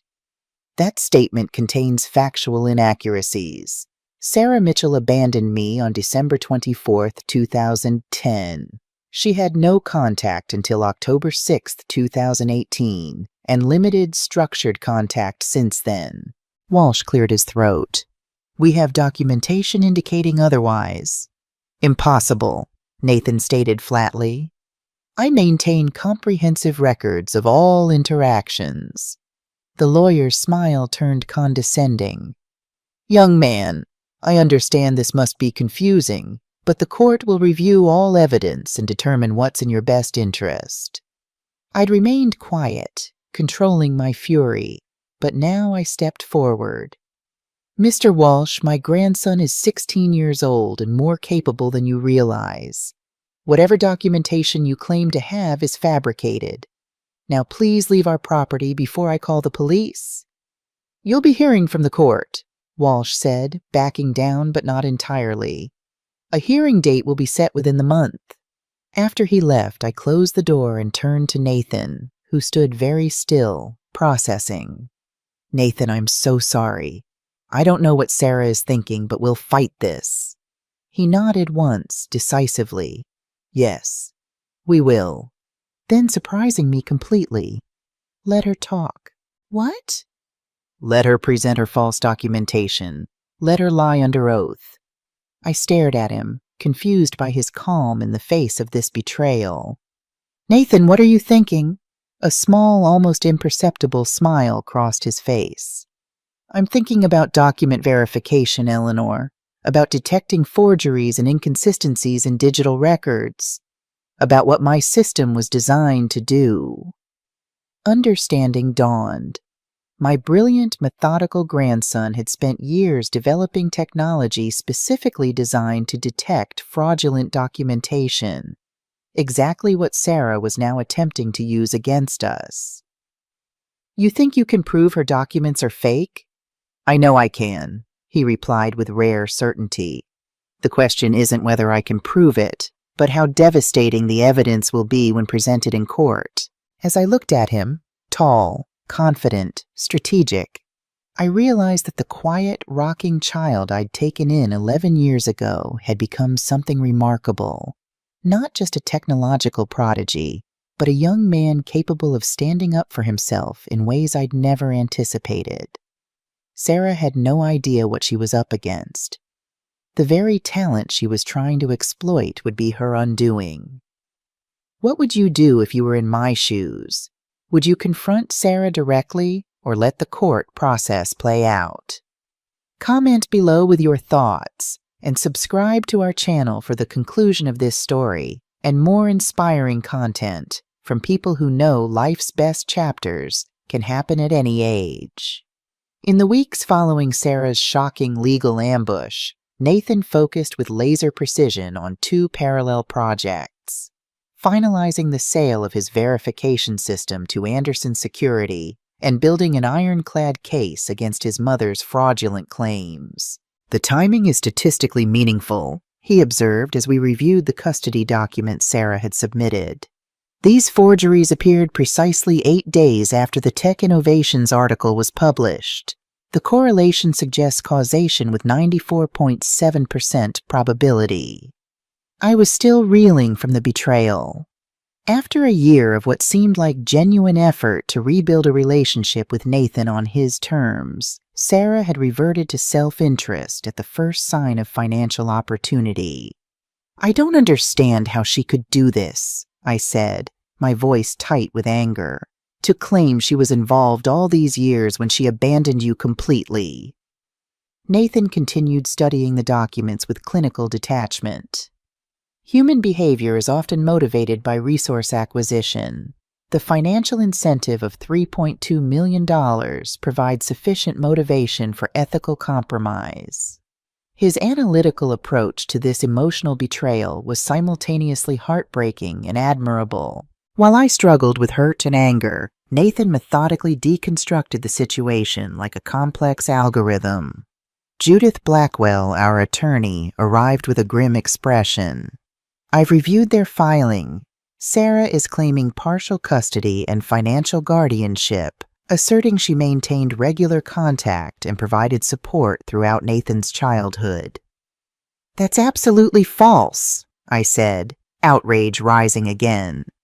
"Of course it is," Judith agreed. "But they've submitted what appears to be substantial documentation: visitation logs, financial records, email correspondence dating back years." "Forgeries," Nathan stated flatly. "I can prove it." Judith turned to him with interest. "How?" "My verification system was designed specifically to identify document fraud. I've already begun preliminary analysis of their submissions." He opened his laptop, displaying complex data sets. "These documents show clear markers of recent creation with backdated timestamps. The digital signatures have inconsistent pressure patterns and stroke formations compared to verified samples." Judith leaned forward, studying the screen. "This is fascinating, Nathan, but will it stand up in court? We'll need expert testimony to authenticate your findings." "I am the expert," he replied without hesitation or arrogance, simply stating a fact. "Anderson Security purchased my system precisely because it's the most advanced document verification technology available. Their technical team can provide independent confirmation if required." While Nathan built his case against Sarah's fraudulent claims, I worried about the emotional toll this betrayal might take. Autism often meant processing emotions differently, but it didn't mean not feeling them at all. "Are you okay?" I asked one evening, finding him coding late into the night. "I'm functioning at optimal capacity," he replied, fingers never pausing on the keyboard. "That's not what I asked. I mean emotionally, about Sarah." His hands stilled momentarily. "I am experiencing disappointment. The data indicated improvement in her reliability metrics over the past 11 months. This action represents significant behavioral regression." Coming from Nathan, this was the equivalent of heartbreak. "I'm sorry she's hurt you again," I said softly. "The current situation is statistically predictable given her historical patterns," he replied, resuming his typing. "My error was in assigning too much significance to recent positive data points without sufficient longitudinal verification." Even in pain, he processed the world through patterns and probabilities. But beneath the analytical language, I recognized the universal human experience of trust betrayed. Meanwhile, the Anderson Security acquisition moved forward despite the legal complications. Their attorneys assured us that the custody dispute wouldn't affect the transaction, though they added protective clauses to ensure the funds would be properly secured regardless of the outcome. On a rainy Tuesday in April, Nathan and I sat in a conference room at Anderson Securities' Boston headquarters, surrounded by lawyers and executives, as he formally signed over the intellectual property rights to his creation. "Congratulations, Nathan," Dr. Alicia Johnson, the lead developer, said, shaking his hand. "You've just made history as the youngest security developer to execute a multi-million-dollar transaction." Nathan's response was characteristically pragmatic. "The age variable is statistically irrelevant to the system's functionality." The room filled with indulgent laughter, but I noticed Dr. Johnson nodding in agreement. She understood that Nathan wasn't being modest or clever. He genuinely didn't see his youth as significant compared to the work itself. After the final signatures, the CEO presented Nathan with a ceremonial check for $3.2 million, the full amount, including performance bonuses that had been added to the original offer. Cameras flashed as Nathan accepted it with polite indifference to the pageantry. "The actual funds will be transferred to the trust account established by your legal team," the CEO explained, recognizing that Nathan cared more about substance than symbolism. The money would be held in a specialized trust, accessible for Nathan's education and specific approved purposes until he turned 21, with full control transferring to him at 25. Judith had structured it carefully to protect his interests regardless of the custody battle's outcome. As we left the building, a small group of reporters waited outside, alerted to the historic deal. "Nathan, how does it feel to be a millionaire at 16? What will you do with the money? Is it true your mother is suing for control of your earnings?" Nathan stiffened at the last question, his hands beginning their subtle, self-regulating movement. I placed my hand near, but not touching, his back, guiding him toward our waiting car. "No comment at this time," I stated firmly as we moved past the reporters. In the car, Nathan let out a long breath, his version of emotional release. "The social aspects of business transactions are unnecessarily complex." I smiled slightly. "Yes, they are." "The court hearing is in 3 days," he noted, abruptly changing topics in his characteristic way. "I've prepared my evidence regarding Sarah's documentation." "Are you ready to face her in court?" I asked gently. He considered this with surprising thoughtfulness. "I'm prepared for the logical components. The emotional variables are less predictable." The statement revealed more self-awareness than he typically expressed. After years of therapy and growth, Nathan understood his emotional limitations better than most neurotypical people. "I'll be right beside you," I promised. "I know." He looked out the window, watching raindrops trace patterns down the glass. "You always have been." The courthouse loomed before us, imposing and austere. Nathan straightened his tie, a concession to formality he rarely made, and took a deep breath. "Remember," Judith said as we prepared to enter, "Judge Thompson has reviewed the basic facts, but the burden is on Sarah to prove her ongoing involvement. Our strategy is to let her present her case, then systematically dismantle it." Nathan nodded, clutching a tablet containing his evidence. "I understand the procedural sequence." Inside, we found Sarah already seated with her lawyer, Walsh. She wore a conservative blue dress and had styled her hair in a neat bob, the picture of responsible motherhood. When she saw Nathan, her expression softened, but he deliberately avoided eye contact. "All rise." The Honorable Judge Patricia Thompson presiding. The judge, a stern-faced woman in her 60s, took her seat and reviewed the documents before her. "This is a petition for modification of guardianship and establishment of financial trusteeship," she began. "Ms. Mitchell claims ongoing parental involvement despite current sole guardianship residing with the grandmother, Eleanor Mitchell." She looked up. "I'll hear from the petitioner first." Walsh approached the bench confidently. "Your Honor, This case is fundamentally about recognizing the ongoing, if complicated, relationship between a mother and her son. Sarah Mitchell has maintained contact with Nathan throughout his childhood, providing financial support and maternal guidance to the best of her abilities, despite challenges that temporarily limited her physical presence. I felt Nathan tense beside me as Walsh continued spinning this fiction. We have extensive documentation showing Ms. Mitchell's regular visits, financial contributions, and participation in educational decisions. Walsh presented a folder to the court clerk. These records clearly establish her as an active parent who deserves legal recognition, especially now that her son has acquired substantial assets requiring mature management. Judge Thompson reviewed the documents. Visiting logs, financial records, emails, all apparently showing Sarah's involvement over years when I knew for certain she had been entirely absent. "Ms. Mitchell, can you describe your relationship with your son?" the judge asked. Sarah took the stand, her expression earnest. "Nathan has always been my world, Your Honor. When he was diagnosed with autism at 5, I struggled to provide the specialized care he needed. My mother, a retired teacher with relevant experience, stepped in to help. I bit my tongue, restraining my reaction to this revisionist history. I maintained regular visits, contributed financially when possible, and remained involved in major decisions about his education and treatment." Her voice wavered with practiced emotion. "As a single mother with limited resources, I had to work multiple jobs, often in different cities.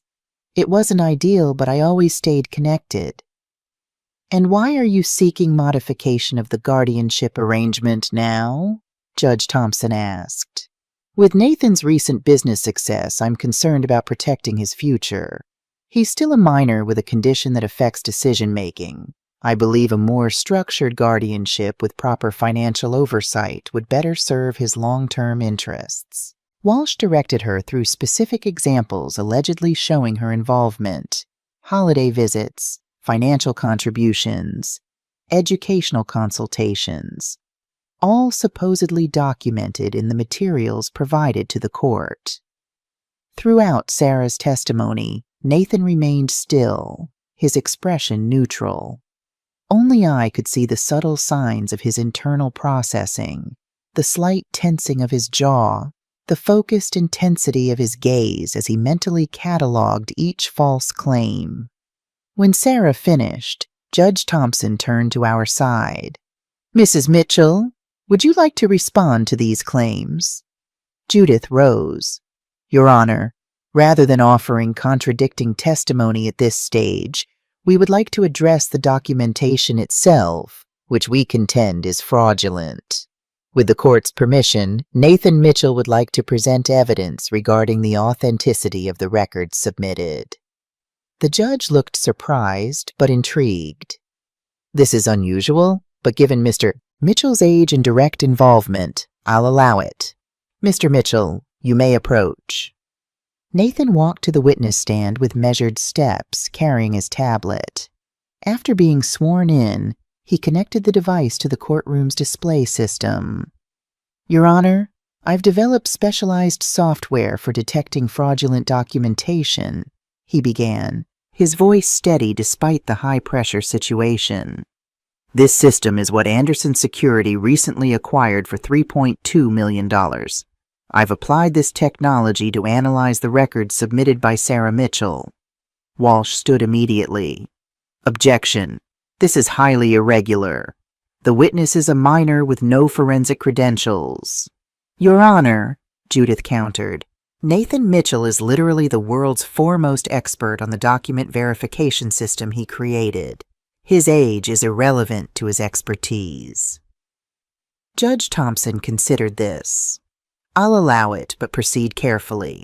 This court will require clear, comprehensible evidence, not technical jargon." Nathan nodded, then began his methodical dismantling of Sarah's documentation. "These documents claim to be from 2011 through 2020, he explained, displaying the first exhibit. However, the digital metadata shows they were created 6 weeks ago, shortly after news reports about my software sale were published. He clicked through screens showing creation dates, file properties, and editing histories, all time-stamped within the past 2 months. Walsh objected again. Metadata can be manipulated. This proves nothing. Not in this case, Nathan replied calmly. The signature verification shows additional discrepancies. He pulled up a copy of his birth certificate with Sarah's authentic signature from 2005, then ran a comparative analysis against the signatures on the custody documents. Numbers and graphs appeared, showing statistical patterns. The pressure patterns don't match. The letter formation is inconsistent. The spacing and slant differ significantly. These signatures were forged, recently and hastily. The courtroom fell silent as Nathan continued his presentation. He pulled up a timeline of his own meticulously kept records, calendars, school attendance records, therapy session notes, bank statements, all documenting the reality of his life without Sarah. Mrs. Mitchell claims she visited in December 2013, he stated, displaying his evidence. Here is my grandmother's calendar from that month showing our schedule. Here are photos from that week with timestamps. Here are my therapy session notes from December 9th, where the therapist confirmed no mother was present. With clinical precision, he addressed each of Sarah's claims. She states she sent money orders for support. Here are 7 years of my grandmother's complete bank records showing no deposits from Sarah Mitchell, not a single dollar. Bank statements appeared on screen, with every transaction highlighted, every source documented. She claims regular phone calls. Here are phone company records from 2010 to present showing 0 calls from her number to our household after December 24th, 2010. The evidence mounted, overwhelming in its thoroughness and precision. For each fraudulent claim Sarah had made, Nathan presented irrefutable evidence of the truth. I watched Sarah's face drain of color as her deception was methodically exposed. Walsh whispered urgently to her, but she seemed frozen, staring at the evidence on the screen. Your Honor, Nathan continued, I've been documenting my life comprehensively since I was 9 years old. Every calendar entry my grandmother made, every receipt she kept, every therapy session, every school meeting, everything is time-stamped, cross-referenced, and verified in a system that makes retroactive alteration impossible. Judge Thompson leaned forward. You've been doing this since you were 9? Why? Nathan paused, considering the question. Patterns provide security, he said simply. Documentation creates certainty in an uncertain world. The judge studied him with new understanding. Continue. The final piece of evidence concerns the timing of these fraudulent documents. Nathan displayed a new screen. Using my verification system, I can demonstrate that all of Sarah Mitchell's documentation was created after March 15th of this year, the date when the Anderson security acquisition was first reported in tech media. He turned to face Sarah directly, a rare moment of deliberate eye contact that seemed to physically impact her. She had no interest in me until I built something valuable. The courtroom fell silent. Walsh attempted to object again, but his protest lacked conviction. Judge Thompson reviewed the evidence with careful attention. Mitchell, she finally said, can you explain these discrepancies? Sarah's voice shook as she responded. The metadata could be wrong. The dates might be... I did visit. I did send money. When exactly? The judge pressed. In December 2013, I remember. She trailed off, contradicting herself as Nathan's evidence remained displayed on the screen. Ms. Mitchell, did you falsify custody documents? Judge Thompson asked directly. Sarah looked desperately at her lawyer, then at Nathan, and finally at me. The carefully constructed facade crumbled as she whispered, I just wanted a chance to be part of his life. Judge Thompson's expression hardened. That's not what I asked. After a long moment, Sarah nodded. Yes, she admitted. The documents aren't real, but I have been trying to rebuild our relationship this past year. That part is true.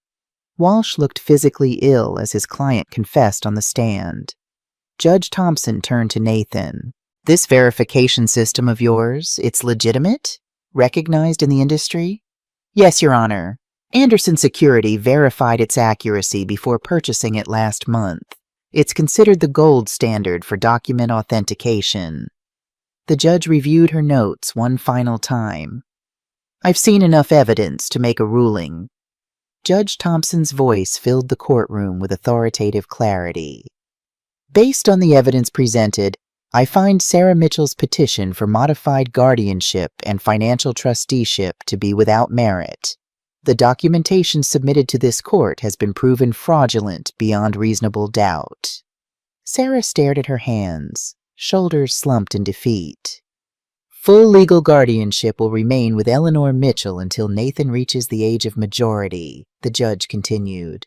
Regarding the financial aspects, given Nathan's demonstrated exceptional maturity and the existing trust structures established with Anderson Security, I see no reason to alter the current arrangement. I squeezed Nathan's hand in relief, but the judge wasn't finished. However, she added, looking at Sarah, I am troubled by the deliberate attempt to mislead this court with falsified documents. Walsh quickly stood. Your Honor, my client acknowledges her lapse in judgment. She was motivated by maternal concern, not malicious intent. Fraudulent documents filed in family court are not a lapse in judgment, Counselor. Judge Thompson's tone was ice. They represent a serious offense that I would be justified in referring to the district attorney for criminal prosecution. Sarah visibly paled. Given the circumstances and the minor's best interests, I will not pursue criminal charges at this time. The relief in Sarah's expression was palpable until the judge continued. Instead, I am ordering the following. Ms. Mitchell will complete 500 hours of community service at the Eastern Massachusetts Autism Support Center. She will attend parenting classes specifically focused on supporting neurodivergent children, and she will pay all court costs associated with this case. The judge turned to Nathan.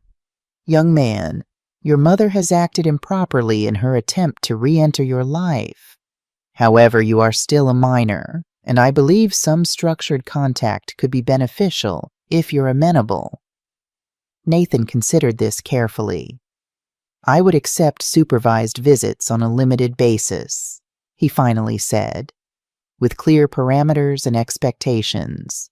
So ordered, the judge replied. Ms. Mitchell will be permitted monthly supervised visits, contingent on her compliance with the community service requirement and Nathan's ongoing consent. She struck her gavel. This hearing is adjourned. Outside the courtroom, in the quiet of a private conference room, Nathan, Judith, and I gathered to process the ruling. We won on the substantive issues, Judith explained. Your guardianship is secure, and Nathan's financial independence is protected. The supervised visitation is a reasonable compromise given his age. Nathan nodded, processing. The judge's decision shows 87% alignment with our desired outcome. I studied his face, trying to gauge his true feelings beneath the analytical response. How do you feel about seeing Sarah monthly? He considered this with uncharacteristic uncertainty. Uncertain. The supervised structure provides security, but the emotional variables remain complex. Before we could discuss further, a knock at the door interrupted us. Sarah stood in the doorway, alone, her confident courtroom demeanor replaced by genuine contrition. May I speak with you? Both of you? She asked quietly. Judith looked to us questioningly. Nathan gave a slight nod, and I indicated my agreement. I'll wait outside, Judith said, leaving us with Sarah. An uncomfortable silence filled the room until Sarah finally spoke. "I'm sorry. What I did was unforgivable." "Why?" Nathan asked, the single word carrying the weight of 11 years of abandonment followed by this new betrayal. Sarah sank into a chair, seeming to age before our eyes. "When I saw the news about your success, something broke in me. Not just the money, though I won't pretend that wasn't a factor. It was seeing you accomplish something so extraordinary despite my abandonment. Because of Eleanor's care, not mine. I told myself I deserved to be part of your success, that somehow giving birth to you entitled me to claim some role in the remarkable person you've become." "That's not logical," Nathan stated flatly. A small, sad laugh escaped her. "No, it's not. But shame and regret aren't logical emotions, they're desperate ones." She turned to me. "I'm sorry, Mom, for everything. Leaving Nathan with you, disappearing, then trying to take credit for the incredible job you've done raising him." "I didn't do it for you," I said quietly. "I did it for him." Sarah nodded. "I know, and I'll respect the court's decision completely. The supervised visits, the community service, I'll do it all properly. No more shortcuts or deceptions." She looked back at Nathan. "I don't expect forgiveness.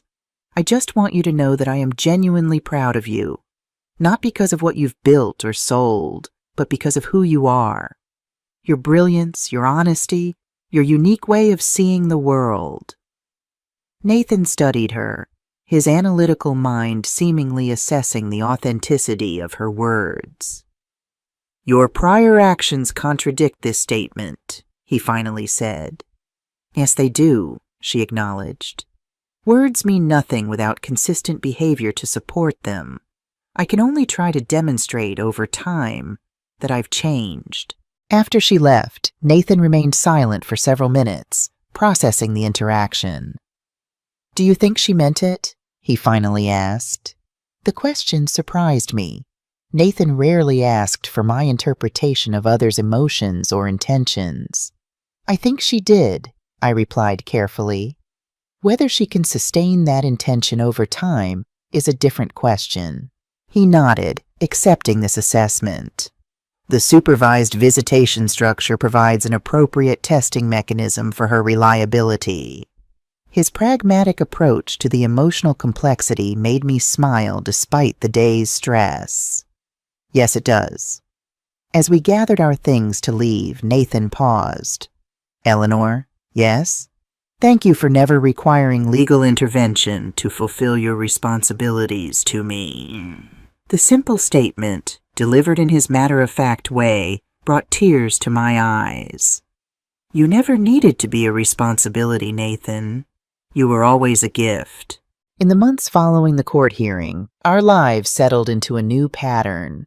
Nathan divided his time between completing high school, his ongoing consulting work with Anderson Security, and developing plans for the future. The $3.2 million from the sale of his verification system was securely held in trust, with provisions for college expenses and startup funding for future projects. Sarah began her court-mandated community service at the Eastern Massachusetts Autism Support Center. To my surprise, the director called me after her first month. "Mrs. Mitchell, I wanted to let you know that Sarah has been exceptional with our families," she said. "She's going beyond her required hours, developing a parent support program specifically for those with newly diagnosed children." "Really?" I couldn't keep the skepticism from my voice. "I understand your hesitation," the director replied, "but she's been remarkably committed." She told me about her history, abandoning Nathan, the recent court case. She's using her experience as a cautionary tale while helping parents find the resources she never accessed. The information left me conflicted. Part of me wanted to dismiss it as another performance, but another part, the part that remembered Sarah as my daughter before she was Nathan's mother, hoped for genuine change. Nathan's first supervised visit with Sarah took place at a quiet cafe near our home. I attended as the designated supervisor, watching their interaction with cautious optimism. "I started my community service," Sarah told Nathan, carefully maintaining the appropriate distance he preferred. "I'm working with parents of newly diagnosed autistic children." Nathan nodded, processing this information. "An appropriate assignment given your history." "Yes," she agreed, not flinching from the implied criticism. "I'm learning things I should have known 11 years ago. About sensory processing, communication differences, support systems." "That information was available then," Nathan pointed out. "It was. I just wasn't ready to access it." Sarah paused, choosing her words carefully. "My failure wasn't about you, Nathan. It was about my inability to adapt to unexpected challenges." To my surprise, Nathan considered this thoughtfully. Adaptation requires neuroplasticity, the capacity to form new neural pathways in response to environmental changes. Some brains are more adaptable than others.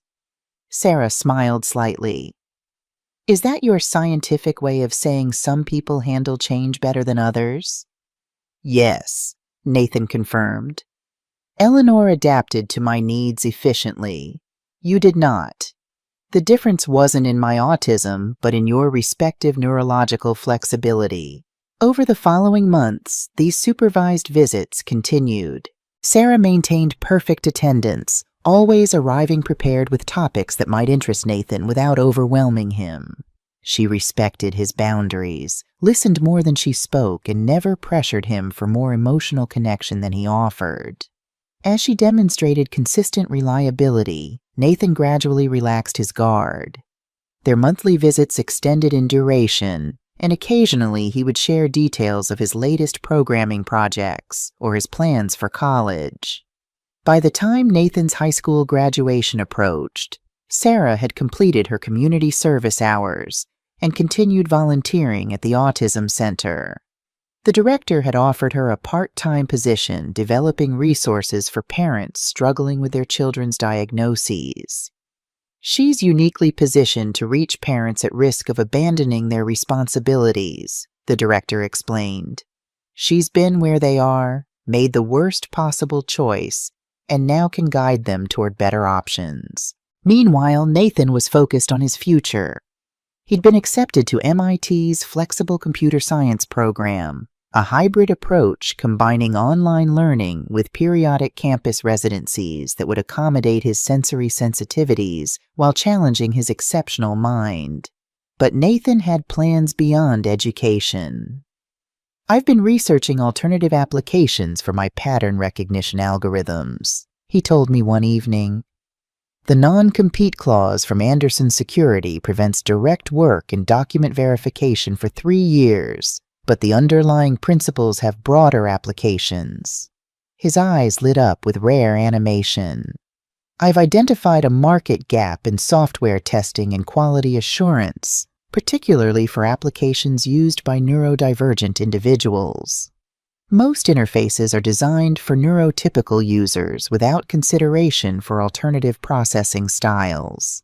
As he outlined his vision, a consulting firm specializing in accessibility and usability for neurodivergent users, I marveled at how far he'd come from the silent, rocking child who'd arrived on my doorstep 11 years earlier. Then came the surprise that showed just how far he'd traveled on his journey toward forgiveness and forward thinking. "I've decided to hire Sarah as a consultant for my new company," he announced during dinner. I nearly dropped my fork. "You're hiring your mother?" "Not as my mother," he clarified. "As a neurotypical perspective consultant. My company will focus on software usability for neurodivergent users, but we need input from those with traditional processing patterns to ensure effective translation between cognitive styles." The logic was sound, but I worried about the personal complications. "Are you sure that's wise, given your history?" Nathan considered this with his characteristic thoroughness. The professional parameters will provide clear boundaries and expectations. Her work at the Autism Center demonstrates relevant expertise in bridging neurological differences, and the arrangement will be contingent on continued consistent behavior. 3 days later, Sarah sat in our living room, clearly shocked by Nathan's proposal. "You want me to work for your company?" she repeated, as if uncertain she'd heard correctly. "As a consultant on neurotypical user experience," Nathan confirmed. 10 hours weekly, primarily reviewing interface designs and testing accessibility features. Sarah looked between us, seemingly at a loss for words. "I don't know what to say. This is unexpected." "It's a professional opportunity based on demonstrated skills," Nathan explained, "not an emotional reconciliation." I winced slightly at his bluntness, but Sarah didn't seem offended. "I understand," she said carefully. "And I appreciate your clarity. I'd be honored to contribute to your company, Nathan, on whatever terms you set." Nathan handed her a folder containing a detailed contract. "The agreement includes both professional requirements and personal behavior standards. Any violation will result in immediate termination." Sarah reviewed the document with appropriate seriousness. The professional components were standard consulting terms, but the personal section included stipulations about sobriety, reliability, and boundary respect. "This is very thorough," she said, looking up from the papers, "and entirely fair." "You don't have to decide immediately," Nathan told her. "Considered evaluation improves decision quality." "I don't need more time," Sarah replied. "I accept all terms and conditions." She signed the contract with steady hands, then returned it to Nathan. "Thank you for this opportunity. I won't disappoint you." As she left, I found myself cautiously hopeful. The arrangement wasn't conventional, but it provided a structured way for Nathan to rebuild a relationship with his mother while maintaining the control he needed to feel secure. Nathan's company, Neuromatch Consulting, launched officially in September of his senior year of high school. With his financial resources from the Anderson Security acquisition, he leased a small office space near our home and began hiring his first employees. His initial hire surprised me. Stephen Chen, a young man with autism who had been my student nearly 20 years earlier. I remembered fighting the school board on his behalf when they wanted to place him in a restrictive environment. "Stephen has exceptional pattern recognition skills," Nathan explained. "His social challenges made traditional employment difficult, but his methodical testing approach is ideal for our objectives." Within months, the staff grew to include 5 neurodivergent professionals, each with unique talents that traditional workplaces had overlooked or failed to accommodate. Nathan created an environment specifically designed for their needs. Quiet workspaces, flexible hours, clear communication protocols, and sensory-friendly common areas. Sarah's consulting role expanded as the company developed. Her ability to translate between neurodivergent perspectives and neurotypical client expectations proved invaluable. She worked diligently, maintained professional boundaries, and consistently demonstrated the reliability that had been absent in her personal life for so many years. One rainy afternoon, I visited Neuromatch's offices and found a scene that brought tears to my eyes. Nathan and his team gathered around a conference table, engrossed in testing a new application. The room hummed with focused energy, each person contributing their unique perspective. Stephen looked up as I entered, his face lighting with recognition. "Mrs. Mitchell, you told the principal I wasn't broken, just different." His voice cracked slightly. "Nathan says the same thing now." I couldn't speak, simply nodded as emotion washed over me. In a corner of the room, Sarah worked quietly, occasionally offering input but mostly listening attentively. She caught my eye and offered a small, uncertain smile. not presuming forgiveness, but acknowledging our shared pride in Nathan's accomplishments. Later, as I prepared to leave, Sarah approached hesitantly. "He's remarkable, isn't he?" "Yes," I agreed simply. "Not despite his autism. Because of it," I finished. "His mind works exactly as it should." Sarah nodded. "I wish I'd understood that 11 years ago." I studied my daughter's face, noting the genuine regret in her expression. "What would you have done differently, if you could go back?" She considered this carefully. "I would have asked for help instead of running away. I would have learned about his unique brain instead of trying to force him into neurotypical patterns. I would have seen his differences as gifts, not burdens." The answer held no excuses or self-justification, just honest acknowledgement of her failures. "Nathan has surpassed both our expectations," I observed. "He has," Sarah agreed. "Because of you. Because you saw his potential when I couldn't." The simple truth hung between us, not accusatory, just factual. "He's creating his own path now," I said finally. "Neither of us can take credit for that." Sarah smiled slightly. "True. He always was remarkably self-directed." This moment of shared understanding didn't erase the past, but it offered something I hadn't expected. A glimpse of the mother Sarah might have become if she'd made different choices. As Nathan's high school graduation approached, he was already living a semi-independent life, dividing his time between school, his growing company, and preparing for MIT's program. The careful structure he'd created served his needs perfectly, predictable routines within a framework that valued his unique abilities. The graduation ceremony itself presented sensory challenges, crowds, loud applause, unpredictable speeches. But Harper Academy made accommodations, allowing Nathan to wear noise-canceling headphones and sit at the end of a row near an exit. When his name was called as valedictorian, the pride that swelled in my chest was almost overwhelming. His speech was brief, precise, and powerful in its honesty. "Statistical analysis suggests I should acknowledge those who have contributed to my academic success," he began, earning chuckles from those who knew his literal communication style.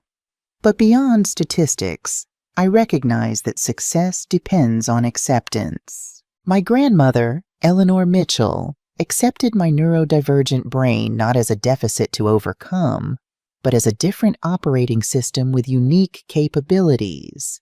This perspective shift is what all humans, neurotypical or neurodivergent, require to reach their potential." There wasn't a dry eye in the audience as he concluded with, "Patterns indicate that our differences, when properly supported, become our greatest assets. Thank you for providing that support."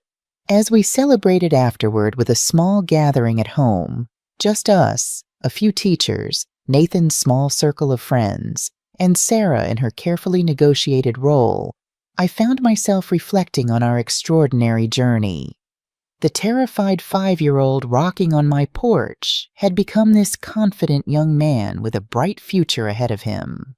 Sarah approached me as I stood watching Nathan explain a technical concept to his former teachers. "You did it, Mom," she said softly. "You gave him everything I couldn't." "He did most of it himself," I replied honestly. "I just provided stability." "Stability is everything," Sarah said. "I know that now." She hesitated. "I have something for him.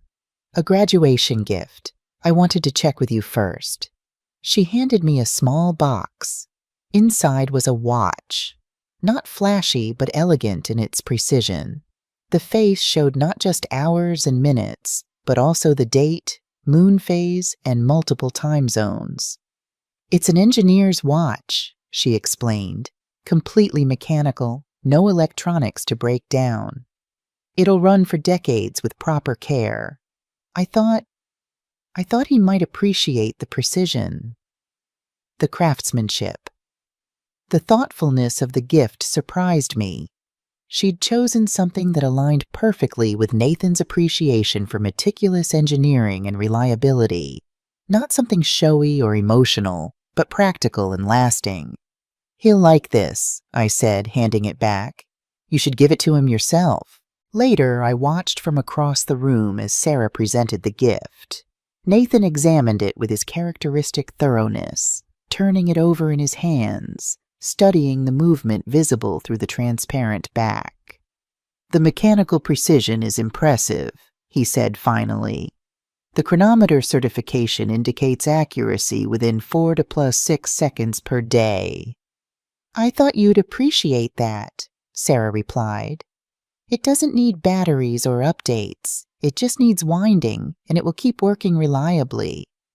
Nathan looked up at her, making one of his rare moments of direct eye contact. "Thank you. This is an appropriate and thoughtful selection." Coming from Nathan, this was high praise indeed. Sarah seemed to understand, smiling with genuine pleasure at his approval. That summer brought another significant milestone: Nathan's decision to move into his own apartment. After careful research, he found a quiet building within walking distance of both our home and the Neuromatch offices. "I've analyzed the cost-benefit ratio of independent living," he explained with his usual methodology. "Proximity to established routines reduces transition stress by 47%. The layout accommodates sensory needs with minimal shared walls and southern exposure for natural lighting." I was both proud and apprehensive. At 18, he was certainly capable of living alone. He'd been effectively managing his own schedule and needs for years. But the protective part of me worried about the 1,000 little things that might go wrong. "I've created contingency protocols for 16 potential emergency scenarios," he assured me, accurately reading my concerns. "And the location allows for rapid assistance if required." The apartment itself perfectly reflected Nathan's personality. Clean lines, minimal decoration, everything arranged with precise intention. He installed programmable lighting to accommodate sensory sensitivities, created clearly defined spaces for different activities, and set up systems for maintaining order and routine. I helped him move in, watching with a mixture of pride and nostalgia as he meticulously organized his belongings. The boy who once couldn't bear a change in breakfast routine was now creating an independent life on his own terms. "I've scheduled Tuesday evening dinners at your house," he informed me as we completed the move. 6:30 p.m., weekly. This maintains our established social pattern while accommodating new living arrangements. I smiled at his characteristic blend of emotional connection and logical structure. I'd like that very much. On his first night in the new apartment, I returned home to a house that felt strangely empty. For 11 years, my life had revolved entirely around Nathan's needs and routines. His absence left a void I hadn't fully anticipated. The doorbell rang, interrupting my melancholy thoughts. Sarah stood on the porch, an echo of that fateful day years ago, but with a very different expression. "Nathan told me he moved in today," she said. "I thought you might want company." The gesture, recognizing that this transition might be difficult for me, was unexpected. I hesitated, then stepped back to let her in. We sat in the living room, the space between us filled with 11 years of absence and conflict, but also with our shared connection to the remarkable young man who had changed both our lives. "He wouldn't be making this step without you," Sarah said quietly. "Everything he is, everything he can do, it's because you didn't give up on him." "He did most of the work himself," I replied. "I just provided stability." Sarah shook her head. "Don't minimize it, Mom. What you did was extraordinary. When I left him, the experts were saying he might never live independently, might never speak fluently, might never have a career. Look at him now." The acknowledgement of what we'd accomplished together, Nathan and I, brought unexpected tears to my eyes. "I'm not sure who I'll be when he's fully independent," I admitted. For 11 years, being Nathan's grandmother has been my entire identity. You'll be Eleanor Mitchell, Sarah said simply, the woman who taught elementary school for 35 years, who raised me despite my difficulties, who took in an autistic 5-year-old and helped him become the man he is today. She paused, then added softly, and maybe, if you're willing, you might be my mother again, too. The suggestion hung in the air between us, not a demand or expectation, but an open possibility. After years of anger and disappointment, could we rebuild our own relationship independent of Nathan? I'd like to try, I said finally, one step at a time. Oh, Sarah nodded, accepting these terms. That's all I can ask. Fall brought new routines. Nathan began his MIT program while continuing to grow Neuromatch Consulting. His unique educational arrangement allowed him to apply academic concepts directly to real-world challenges, creating a seamless integration of theory and practice. Neuromatch secured several major clients, technology companies seeking to improve accessibility for neurodivergent users. Nathan's approach, employing autistic professionals to test and refine user interfaces, proved remarkably effective. Conventional usability testing fails to account for neurological diversity, he explained during a presentation to potential clients. Our team identifies barriers that traditional evaluators miss because we process information differently. The company grew steadily, eventually employing 12 full-time staff, most with autism or other neurodivergent conditions. Nathan created an environment where their unique processing styles were valued rather than accommodated, their differences seen as assets rather than limitations. My relationship with Sarah evolved cautiously. We began with weekly coffee meetings, gradually rebuilding trust through small, consistent interactions. The wounds of the past weren't erased, but they slowly became less raw. We found common ground in our pride for Nathan and in sharing stories from the years she'd missed. He organized his toy cars by color gradient when he was 8, I told her, not just by basic colors, but subtle shade variations that most adults wouldn't notice. That explains so much about his verification system, Sarah replied.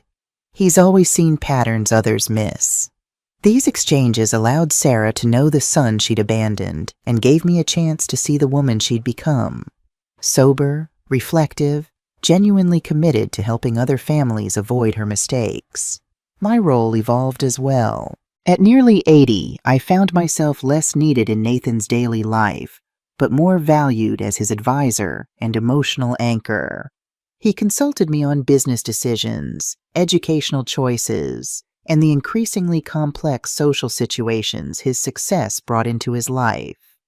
The MIT department chair has invited me to a formal dinner with potential donors, he reported one evening during our weekly Tuesday dinner.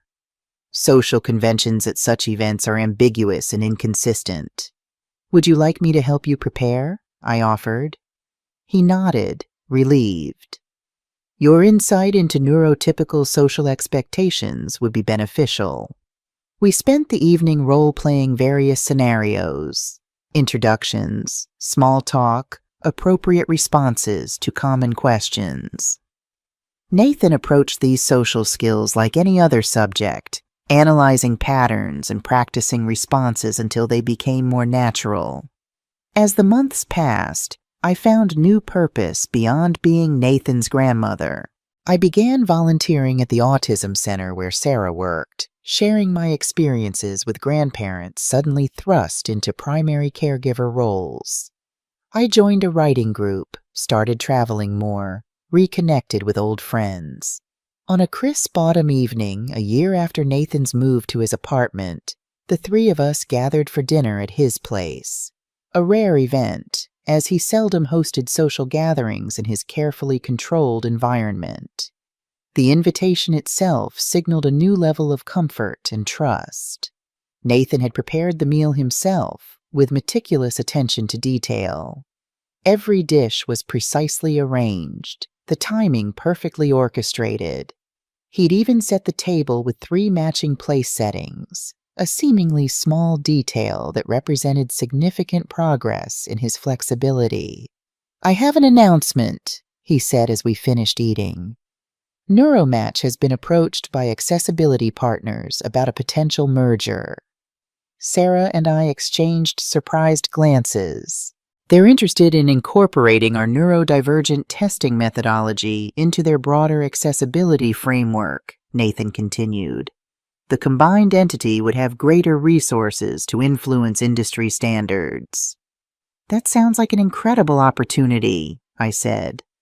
"The financial terms are favorable," he acknowledged. "But more importantly, it would expand our impact exponentially. Our testing protocols could become industry standard." It was clear he'd already analyzed every angle of the proposal with his characteristic thoroughness. What surprised me was his next statement. "I've requested that all current employees receive equity in the merged company," he said, "including Sarah." Sarah looked up, clearly stunned. "Nathan, that's... You don't need to do that." "It's not sentiment," he replied matter-of-factly. "Your contributions to our neurotypical interface testing have demonstrably improved our results. The equity allocation reflects your value to the company." His logical framing couldn't quite disguise the generosity of the gesture. In his own way, Nathan was acknowledging Sarah's place in his life, not through emotional declarations, but through practical inclusion in his future. After dinner, we moved to Nathan's small balcony. The evening air was cool but pleasant. Nathan had prepared for this, too, with outdoor heaters and comfortable seating arranged at precise angles for optimal conversation. As we sat there, grandmother, grandson, and mother, I marveled at the journey that had brought us to this moment. 11 years ago, I'd opened my door to a nonverbal child abandoned by his mother. Now that child was a successful young man, rebuilding a relationship with that mother on his own terms, while creating a life that defied every limitation experts had once placed on him. "I've been calculating probabilities," Nathan said suddenly, breaking the comfortable silence. "When Sarah left 11 years ago, the statistical likelihood of our current circumstances was approximately 0.003%. "Meaning?" Sarah asked. "Meaning we've defied probability." A small smile, rare and precious, crossed his face. "Patterns aren't always destiny." The simple statement held profound meaning coming from someone who lived his life through patterns and predictions. It acknowledged growth, change, the possibility of rewriting established formulas. "No, they're not," I agreed, looking between my daughter and my grandson, 2 people who'd both surpassed expectations in entirely different ways. Sarah reached out cautiously, placing her hand near Nathan's on the railing, not touching but close. "I'm glad some patterns can be broken." Nathan looked at her hand, then at mine, then out at the city lights. "Some patterns should be broken," he said quietly. "Others are worth preserving." He turned slightly, meeting my gaze directly, one of those rare, meaningful moments of eye contact that he offered only at significant moments. "Thank you, Eleanor, for seeing patterns in me that others missed." The simple words carried the weight of our shared journey, the struggles, the victories, the countless small moments that had brought us here. Not a conventional family, but a family nonetheless, bound not by obligation, but by choice, by acceptance, by love expressed in ways as unique as Nathan himself. As the evening ended and Sarah prepared to leave, she paused at the door. "Same time next month?" "Tuesday the 15th, 6:30 p.m., Nathan confirmed. "I've added it to the calendar." I smiled at the exchange, so characteristic of them both. Sarah's casual question meeting Nathan's precise response. Different communication styles finding common ground. Walking home afterward, I felt a sense of peace I'd not known in years. Nathan was thriving in his own unique way. Sarah was rebuilding her life with genuine effort, and I was discovering who I could be beyond the role of caregiver. The future held uncertainties, of course. Nathan would face new challenges as he navigated adulthood with his unique neurological wiring. Sarah's recovery would require ongoing commitment. My role would continue to evolve as I approached my 80s. But for the first time in many years, I looked toward that future with unqualified hope. Not because all problems were solved or all wounds healed, but because we had each found strength we didn't know we possessed. Nathan had taught us all, in his methodical, logical way, that different didn't mean less, that patterns could be found in chaos, that unconventional paths could lead to extraordinary destinations, and that love, in its many complex forms, was worth the journey. What would you do if you were in my shoes? Have you ever had to rebuild trust with someone who hurt you deeply? Comment below with your experiences. If this story touched you, please subscribe to our channel for more inspirational content from people who know that life's best chapters can begin at any age.